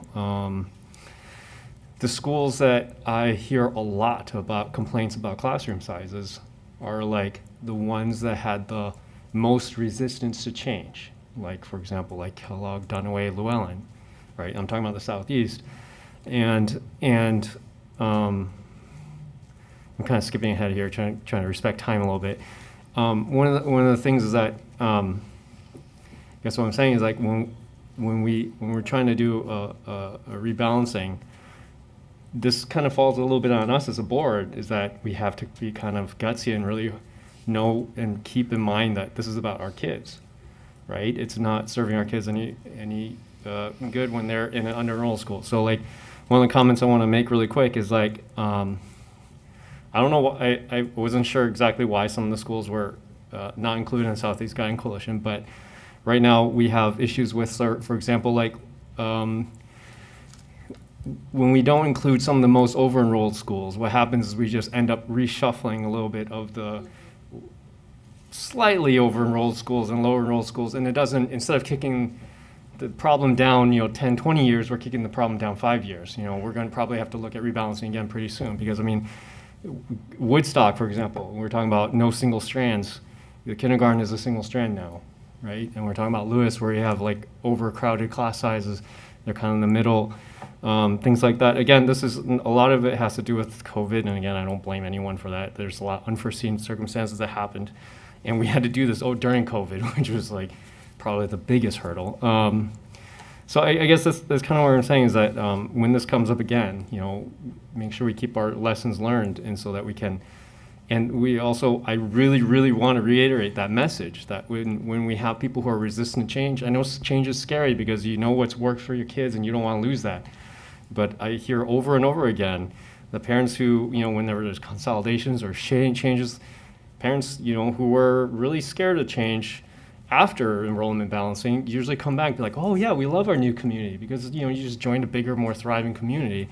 And I guess where I'm going with that is that we need to make sure we be very clear. Classroom sizes, classroom sizes are important, and rebalancing is part of that. So I think, I guess my only feedback is that, I hope that we have the guts to be more bold next time and do what's right and not be afraid to take on something a little bit bigger. Anyways, it's kind of weird. I kind of called it because I was expecting a presentation first for me to kind of bounce off of, but so I'm really sorry if I cut you. I made some of the points that you might have been making, but yeah, thank you. Thank you. Thank you. And I just want to note, this was an agenda item for November, and that got deferred because the meeting ran late. And I think it's unfortunate for the Southeast community because there were lots of school communities impacted, and I'm not going to make the board go through the whole presentation, but I do think it's important for the communities for them to know that the district is still focused on effective implementation and successful implementation. So it's unfortunate that we're late at night and rushed again. I will ask, I sent in November, in anticipation of the meeting at that time, I sent a long list of questions about transportation, childcare, just enrollment and trends and whether we'd hit the marks or not. And I got a lot of lengthy responses and informative responses from staff. And I would ask, since we're not going to have a conversation, that they be posted with the other materials. I thought that were very helpful, and I really appreciate staff taking the time to answer them. I did have wanted a couple things. I just want to make sure that in the discussion about transportation, there's like guaranteed transitional bus service and there's transitional bus service, and one is long-term and the other is I think a 5-year, and I just want to make sure that I'm understanding the responses correctly, that the Lent neighborhood students who are now going to Marysville, who in some cases would have to cross 102nd, 92nd, and 82nd, that theirs is not just a 5-year, but it's a busing pattern. Yeah, thank you for that question. I'm Lisa Wheeler. I'm the transportation routing manager. You are correct. You've been waiting for my question all night. All night, literally. I've been here hours just waiting for this one. Hopefully you learned something about math. That is a permanent change, and the entirety of the Lent attendance boundary is eligible for transportation. They are not expected to cross any of those roads. Great, thank you. And I had just a couple longer terms, again, effective implementation. I think this really, to Director Wong's point, that sometimes when people like adjust to change, a lot of times effective implementation really helps that. One of the issues I'm noticing just on the cost of daycare, which was a big issue for a lot of the school communities who are moving from a place that had daycare or didn't have daycare, is there's still some really high rates. Like I think one was $700 a month, and in school communities that's not affordable. And just as something to continue, because like we can say it's offered, but if it actually isn't affordable, then it's not really available. And because we're moving sometimes kids out of their neighborhoods, that's a really important thing to have and have it be affordable. I don't have any more transportation questions, so you're off that. So that would be a childcare question. And then on Sorry. their, go ahead. The question around childcare is around affordability. Is that? Yeah, just the trending, because like I say, we can say, because I noticed one of the questions I asked was about wait lists, and there doesn't appear to be any wait lists. And it's also very expensive. And it's school communities that I know by those zip codes, that's not generally affordable. And I know was some attempt to connect families with some subsidies, but I want to keep that on our radar, that's an issue, an ongoing issue for parents in those communities.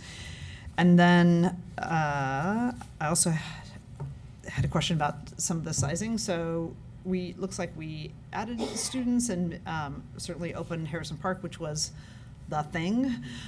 So yay, that's great. However, some of the schools are still, if you look at Harrison Park's numbers versus Kellogg's, there's still because the decisions were made, some pretty wide divergencies. So there'd be another place that I would ask district staff to continue to look at, because we want to set up Harrison Park for success, and to do that, as noted, that you need to have healthy populations and enrollments in order for that to happen. And the last issue I wanted to raise is also just a flag about Bridger Creative Science. So it's currently at 5-6, so it's a K-8, it's at 516 students. And that's with some of the students in the modulars that were added, I think 6 or 7 years ago. And there's a new 124 units of housing being affordable housing being put in at 77th and Division, and 63 family units, which is in the Bridger catchment. So I'm concerned that we've already got an overstuffed school, and then we're going to be adding into that enrollment. We want more enrollment of students, but just to this issue of some schools way too crowded, and this has been an issue with Bridger where the kindergartners had to move off-site, and then we had to add the modules. I'm just giving a advance warning that we're headed maybe in that direction as well. And then the last item, just on effective implementation, is I am wondering if staff is monitoring the school climate surveys to see whether some schools had some very minor changes, but other ones had some very large changes, and we're looking at and just monitoring the school climate survey to see where we have places where bigger challenges or things that we might want to address in different ways. So that would just be my last thing. But again, just to not lose sight of, we still have school communities in transition in a pretty big way. And in response to your question, we have been monitoring the school climate surveys.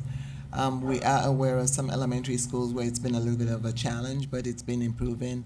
As a matter of fact, I was at some of the schools today, and we keep in touch with Bridger Creative Science as well, because that's an area where we anticipated some of the school climate challenges, but there hasn't been any issues there. We're working avidly and quickly to try to resolve the facilities challenge that we have at Bridger right now with the space.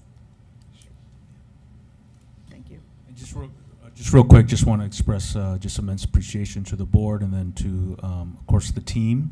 Obviously, this started before I got here, and but then to see the team, Dr. O, Claire Hertz, obviously starting this immense process, and then to see the folks. We had representatives here who now are very astute with math curriculum, but they from transportation, from childcare, from facilities.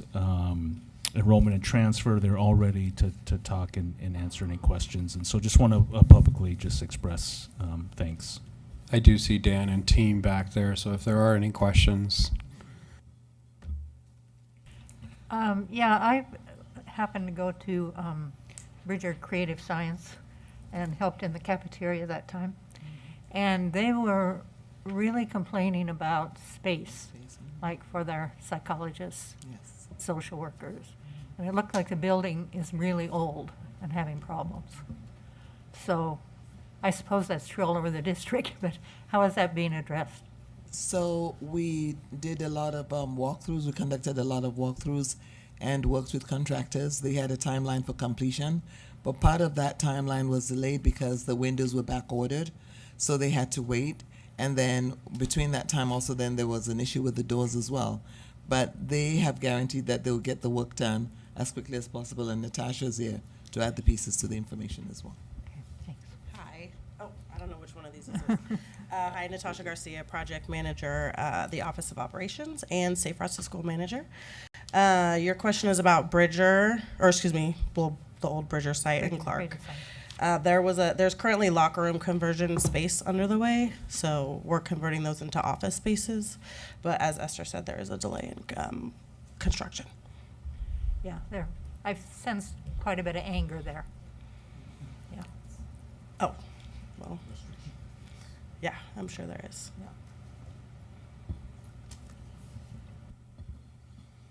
Yeah. I just also want to mention, there's obviously with redistricting, there's been a lot of positives that's also been coming out of this. I don't want to forget about those. Like the Harrison Park, I hear a lot of great things about what's going on there. A lot of things. So I don't want to forget that as well. I do want to ask a couple questions. One is, is there any exploration about like other districts that maybe it's more normal to redistrict more often, right? Like it's more routine to kind of learn some lessons from other districts. And my second question is that now that we're well into the school year, would it be possible for maybe in the Student Success Committee to get a list of all the middle schools and all the course and elective offerings to just kind of check to make sure that all the getting a thumbs up over there, so this is great. Just make sure that we kind of have equitable access for all our kids. Of course, there'll be a few factors that weigh in there, especially our absolutely. shift to 5 to 7, the addition of a number of elective specialists, teachers as well. So that'll continue to fluctuate as well. As well as the enrollment numbers at the schools also, because we do know that Harrison Park hasn't quite reached the target that we had for middle schools, but they'll eventually get there. And you mentioned earlier, I think I remember that you're expecting Harrison Park to continue to grow. Yes. Because of the, okay, yeah, thank you. Excellent. Thank you all so much. Thank you for your patience and for sticking it out with us. We appreciate all the work that you are doing.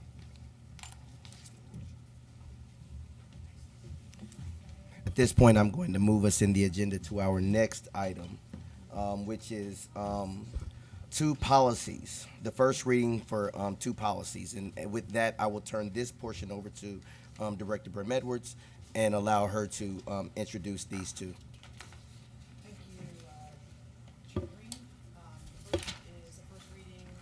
The first is a first reading or an introduction of a new policy. In 2018, we adopted a policy relating to nepotism, and we are going to, we were planning on adopting, creating and adopting a complementary ethics policy, and we have done that this year. So at the last committee meeting, we unanimously recommended that the board, we introduce this. Essentially, it is a a policy that translates statutory language relating to ethics into user-friendly guidance for district staff and board members. It covers gifts, conflicts of interest, retaliation, prohibitions, and annual training. So that's the first policy. It's been posted, and if people want to comment, it'll be out for a 21-day comment period.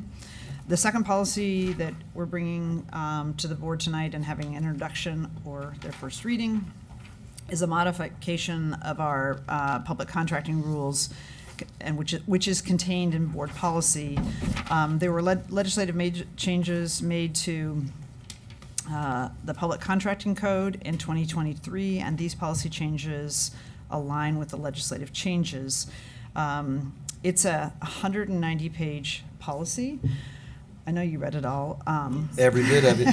Every bit of it. So the changes fall into these broad categories, so you don't have to read it. I can just tell you what they are. Then there are recommendations that come from the procurement team. Updates to procurement thresholds, updates to align with the Attorney General's model rules, updates to reflect changes in pricing and buying power, removal of administratively burdensome mandates, and new and revised direct negotiation and special class procurement rules.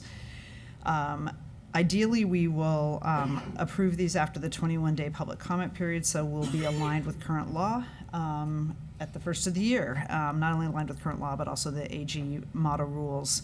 The committee reviewed these changes and are recommending them out. There are also some other changes that were not necessarily ones aligned with, that needed to be aligned with the new legislation or the AG's new model rules, and the committee is going to look at those later this spring.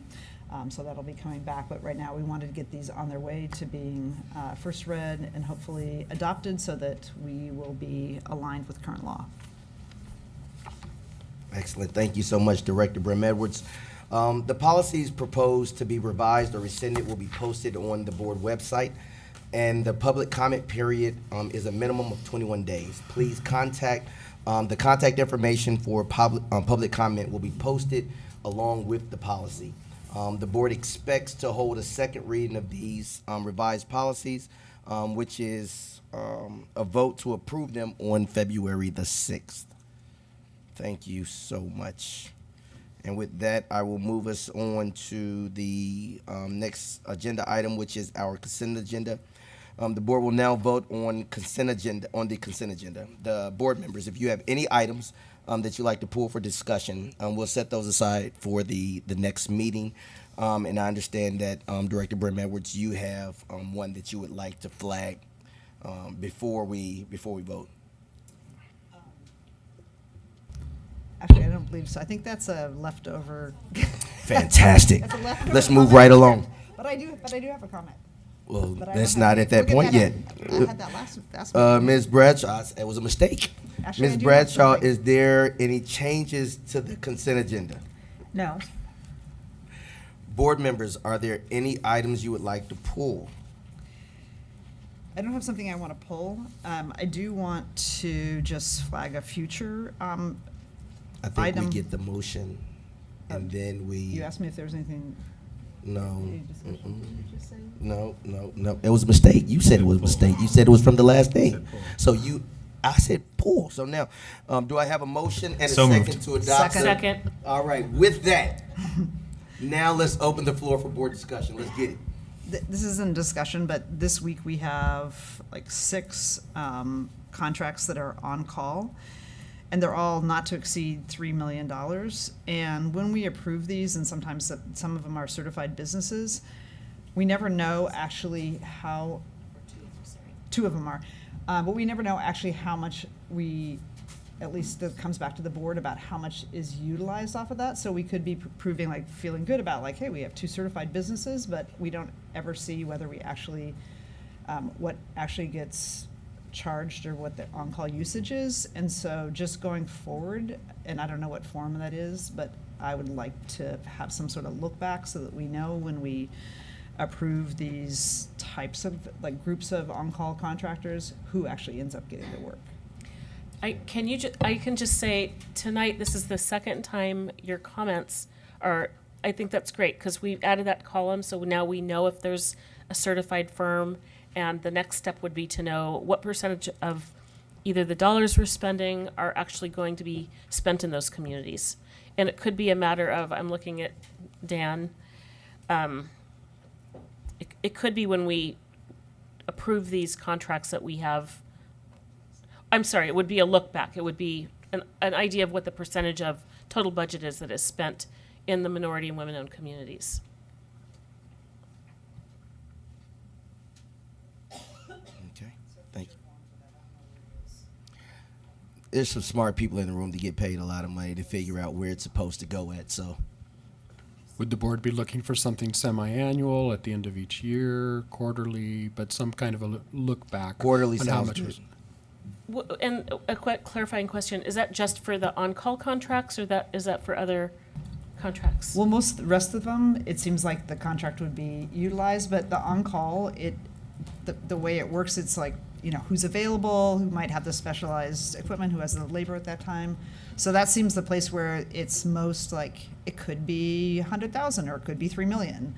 But they're all like written to be up to 3 million, but I'm sure we're not gonna spend 18 million on whatever the services were that were on call. Yeah. I also have, so when there is a list of on-call contractors, I don't know if PPS has a mechanism in which, whereby they cycle through the list, or if it's just simply based on availability who gets the contract. Because it's one thing to be on a list, and it's another thing to actually be utilized when you're on the list, so.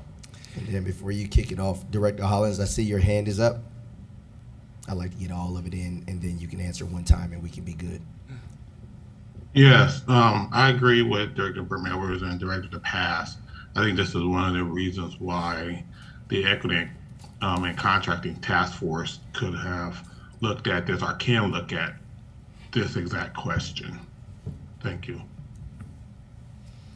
Yeah, thank you. A couple of quick comments. As far as how contractors on on-call are selected, it depends on the scope of work in the contract. Sometimes there is a mechanism where it basically just cycles through from one to the other. Sometimes there's mechanisms where everyone is invited to propose, and so then you take the best option at that point in time. For ones like this was a hazardous materials abatement. It's more akin to who has the availability, because typically there are projects that need to be done very quickly, because we have other contracts, or we're continually going through our program for hazardous material abatement. This is more for, we need someone out there right away, so who can get out there the quickest is, for the most part. These are exceptions to those rules. Purchasing Contracting Department does do the annual reporting on certified business and how the district is performing compared to goals. Be happy to talk with them. I'm certain that we could add a component to that about where we are with our flexible service contracts. I think that'd be easy enough. The data is certainly available. Great, thank you. Thank you. The board will now vote on resolutions 6818 through 6823. All in favor, please indicate by saying yes. Yes. Yes. Yes. All opposed, say no. Student Director Silverstein, please indicate your vote. Yes. Yes, excellent. The consent agenda is approved by a vote of 7-0, with Student Director Silverstein unofficially voting yes. Excellent. All right, I will now move us along in the agenda and make sure I got to comments from our union partners. They're getting ready to come up. Our agreement with the Portland Association of Teachers allows for PAT leadership to provide brief comments at board meetings. If the leadership from one of our other labor partners wishes to speak, we welcome that, and we welcome you this evening as well. We ask that in the future that you would email our board manager, Roseanne Powell, of your request and let us know who will be speaking. With that being said, I will turn it over to the Portland Association of Teachers President, Miss Angelina. I said Angelina. Watch out. Miss, watch out now. Angela Bonilla. Hello. My name is Angela Bonilla. I'm the president of the Portland Association of Teachers. I'll make this brief as I brought one of our executive board members to speak on my behalf. But I just wanted to speak a little bit to my excitement around the district's comprehensive audit coming out for the 2023 fiscal year. We had our researcher go through this audit, and a few of the findings that we saw was similar to some of the concerns we raised earlier. There was the projected deficit, but we ended with a higher fund balance than expected for the general fund.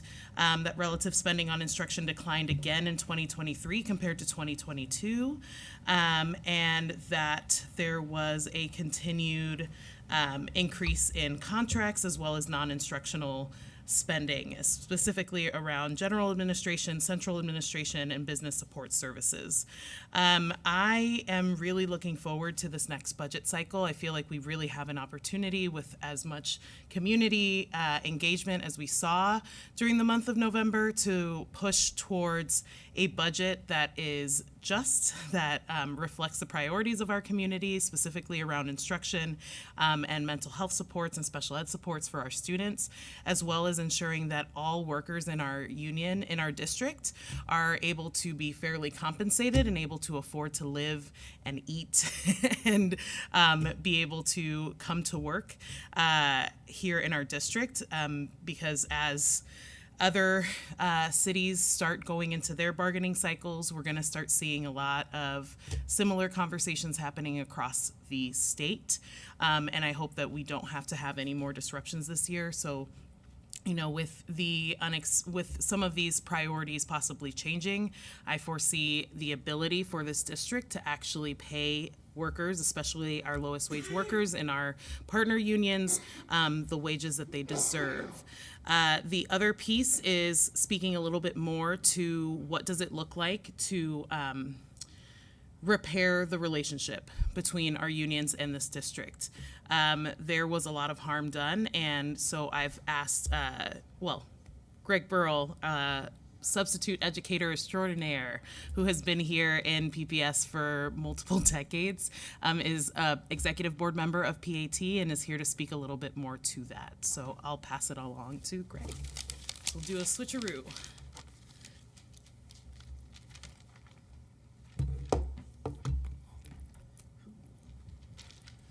Right. Good evening, everybody. Oh, here, let's see if I can. There we go. So good evening, everybody, and Interim Superintendent Husk, I hope you're listening. Usually I prefer to share my thoughts without a written speech, but this issue is a little bit possibly contentious, so I want to choose my words carefully. I have spoken with many of our Board of Education directors and PAT leaders privately and confidentially, and I feel the pain, anger, and sorrow that so many feel about the state of our school district, our union, and our school board.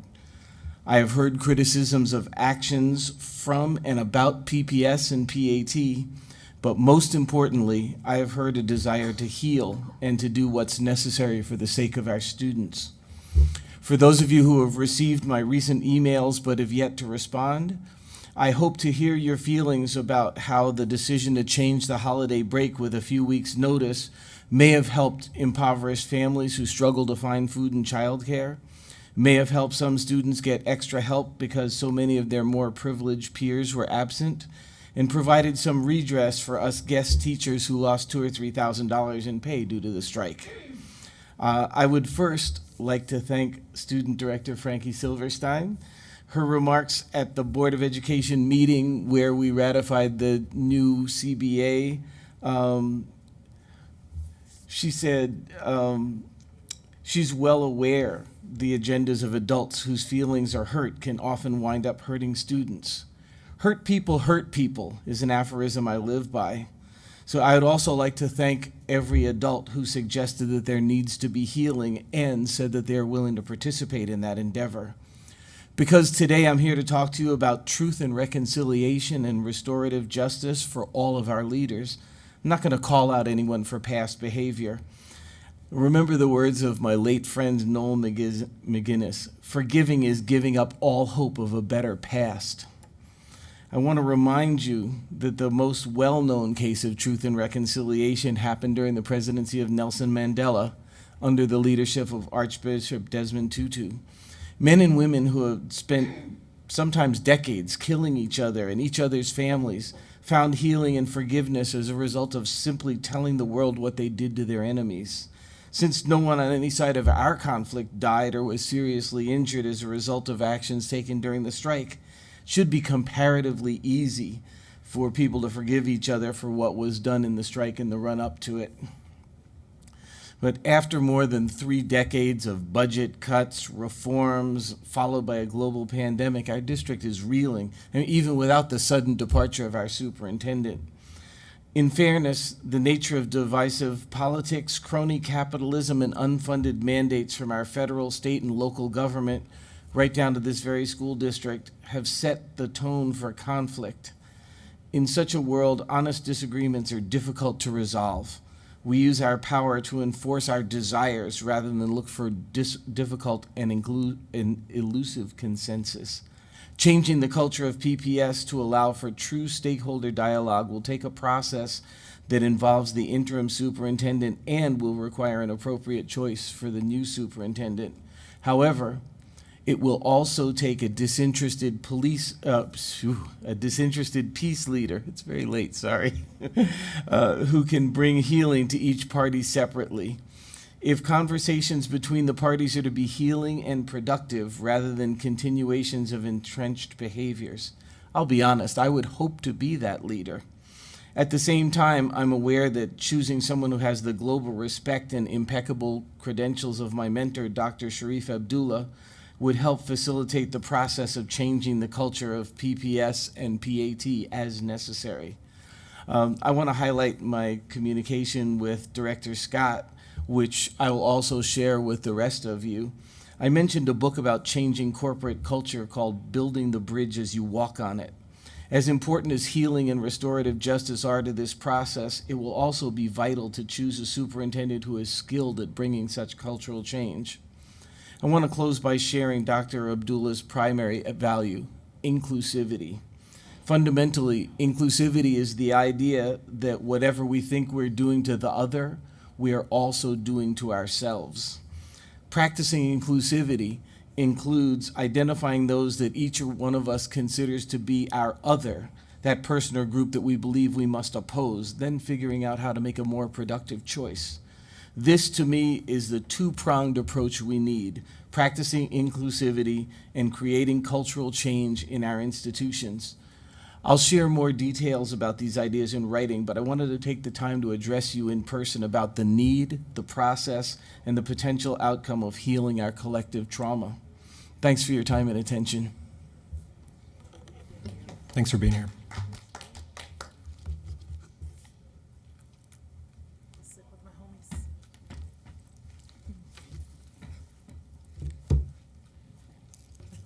It's y'all's turn. Okay. Sorry, let me pull it up. My name's Veronica Green. I work at Bridger Creative Science. Last month, when I spoke at the board meeting, I invited every board member to help in my kitchen since we would be working short-staffed. Only 2 of you responded, and those same 2 showed up to help. While help serving in the kids was the reason Andrew Scott and Patty Sullivan came to Bridger Creative Science, a lot more happened on those 2 days. Both days started with introductions and asking about each other's families and backgrounds. They were both very pleasant people that in another world, I think there wouldn't be such a divide between us. Later, more important topics came up. I asked a lot of questions, especially with Mr. Scott, and he asked me a lot too. I learned things about the district and how they make decisions and why certain things are run the way they are. And that's always helpful to know the whys. Let's see.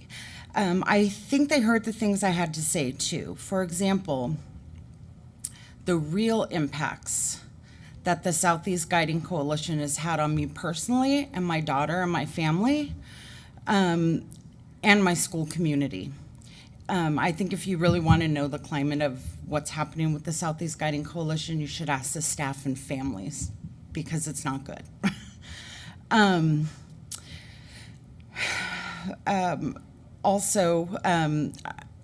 Why I think bargaining has been going on for a year, and what I think PPS could do to bring it to a close. But the statement that stood out to me the most was something Board Member Scott said, and I wholeheartedly agree with.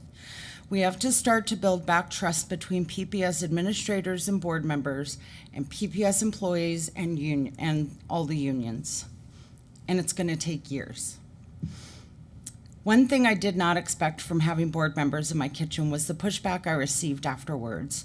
I was happy to report that I thought it went well and we opened up an important conversation, but I had a lot of people say things like, everything they said was a lie, we can't trust them. Even if they expressed that they want to work together, they only showed up so the public could see. I actually took this really hard, harder than I expected. And I think that was because I had this crazy thought that perhaps this was the first teeny weeny tiny step in building back that trust. I saw a glimmer of hope in the distance. I thought that maybe if we start by getting to know each other on the most basic human level, we can start to repair the broken relationship between us and you. We may still never agree and still fight, but maybe we could do it with a little more understanding and empathy. I want to be clear, things are not magically better. Andrew and Patty are not my new besties, but I know that I want to be a part of the good fight. I want to be part of the solution and not the problem. And it's because I want the best school district possible, one that produces happy, healthy, and educated students and a workforce that feels valued and respected by the district they work for. How do we begin to repair this relationship, you ask? Well, I happen to bring a list of where we can start, basic things that can be changed immediately, and then perhaps that will show if the board actually means it when they say they want to work with us. So number one, please don't put union comment at the end of board meetings. And yes, I know that you all have to get up early too, but at the end of the day, aren't we all here for the students, the board, and us? If you all actually are, then you would want us to put us earlier on the agenda, because you know that we have to get up so early to literally serve our students. You don't. You may have other things, and I respect that, but right now we're talking about showing up at school. 2, make sure your PPS bargaining team and the lawyers that you pay a pretty penny for show up to the table with intention and counter proposals. 3, which I think is the most important, make the time to get out and into the schools. See what the student-facing workers do all day and hear about their struggles. Ask them questions. Tell them about yourself, roll up your sleeves, and help wipe tables or read a book to the littlest students, get to know the parents too. Stop into the sped room and see what is really going on in there. And don't bring cameras or the PPS posse. Don't wear a fancy suit, be low-key and genuine about it. Hire a superintendent that is engaging and interested in building these relationships too. Talk to district administrators about doing these things too, because it's always such a divide in this room between everyone over here and all of the union partners. Work for us and with us, not against us. We can do that too. Listen to what the community wants, because it's their district and their children that are attending PPS. When we can see changes like these, then maybe more of your employees can see a path forward, and you can too. Then maybe we can start to have the adult conversations that are needed to achieve our shared goals of having the best district possible. I know that's what I want, and that definitely sounded like what Patty and Andrew wanted too.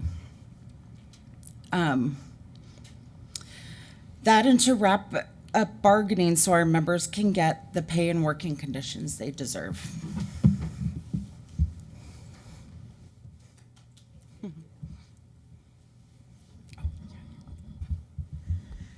Good evening. My name is Elizabeth Held, and I'm the interim president of PFSP. As our bargaining unit has prepared for our first mediation session in a little over a week and a half, I've had a number of members reach out to me to tell me why it's so important to them that we get a fair contract settlement. I want to share one with you tonight. She would have been here herself, but the timing of the board meetings make it difficult for her to attend. She says, I've been a paraeducator with Portland Public Schools for 12 years. I'm at the top step of the pay scale. Every winter, my electric bill skyrockets, despite the fact that I keep the thermostat at 60 degrees and wear many layers when I'm at home. My December retention bonus, which would have been $1,500 before taxes, is how I paid my electric bills over the winter months the last 2 years. This year, we did not receive it, and rates are increasing 17%. I'll be seeking support through heating assistance programs. However, it can take several weeks to get enrolled and approved in the program. The whole time I've been a para, I've worked odd jobs in the evening: house cleaning, home organization, childcare, pet sitting. I'm trying to pick up more work this month, but it's not enough. To pay the bills in the meantime, I did a bottle deposit drop on the Buy Nothing group. I'll pay my electric bill because of the kindness of strangers, not because I make a living wage. I also discovered I'm eligible for food assistance through the Oregon Food Bank. This is comforting, but also infuriating because I have a college degree, steady employment history, and 12 years of experience under my belt. I should be able to pay for food and electricity, but this month I was not. We need a contract that will allow all members to feed themselves and pay for essential bills. Our students need a staff who aren't exhausted by working second or third jobs to make ends meet. Students deserve our attention, and our members can't do that when they're worked to the bone. And our members need jobs where they're treated with respect. The pay is important, but they've also come to you time and time again about the importance of safety and training. In a regular year, our employees would be offered professional development on the 3 mid-year PAT grading days. Because of the work year calendar changes, these grading days are now on non-working days for most of our bargaining unit. I don't know how we can say that we have undertrained staff going out into schools and classrooms and call that being student-centered. We want to prioritize our students. Our students deserve staff that have these core trainings. It keeps students safe and it helps them be successful. When I come to you and I say that we need Portland Public Schools as an employer to show you that we value the dignity of our labor, I mean, we need a contract that invests in our workers, that invests in compensation so that we can afford to work here, and in training so we can keep ourselves and our students safe. Thank you. Hello. It's been a while since I've been in front of this board. My name is Kelly Bond. I'm the Vice President of the District Council of Unions and a business representative for IBEW Local 48. First thing I want to say is congratulations to PAT and to the school district for finally settling a contract. I'm sorry to see that it went to a position where our PAT personnel had to go out on strike and had to work so many hours with both sides to try and come to a resolution. My hope is that SEIU, PFSP, and DCU also don't have to take those drastic measures, that we can come to an agreement more quickly. I can't speak for what's going on with PFSP and SEIU. I do know that they are going into mediation. I am saddened to hear that that's happening. DCU, unfortunately, did not get an opportunity to go to the table until very, very recently, and we are already working without a contract. That's disturbing to me. My hope, though, is that with positive ground rules that we've already come to an agreement on and some articles have already been passed across the table, that we can work together amicably and get to a quick resolution and get our contract issues resolved very quickly.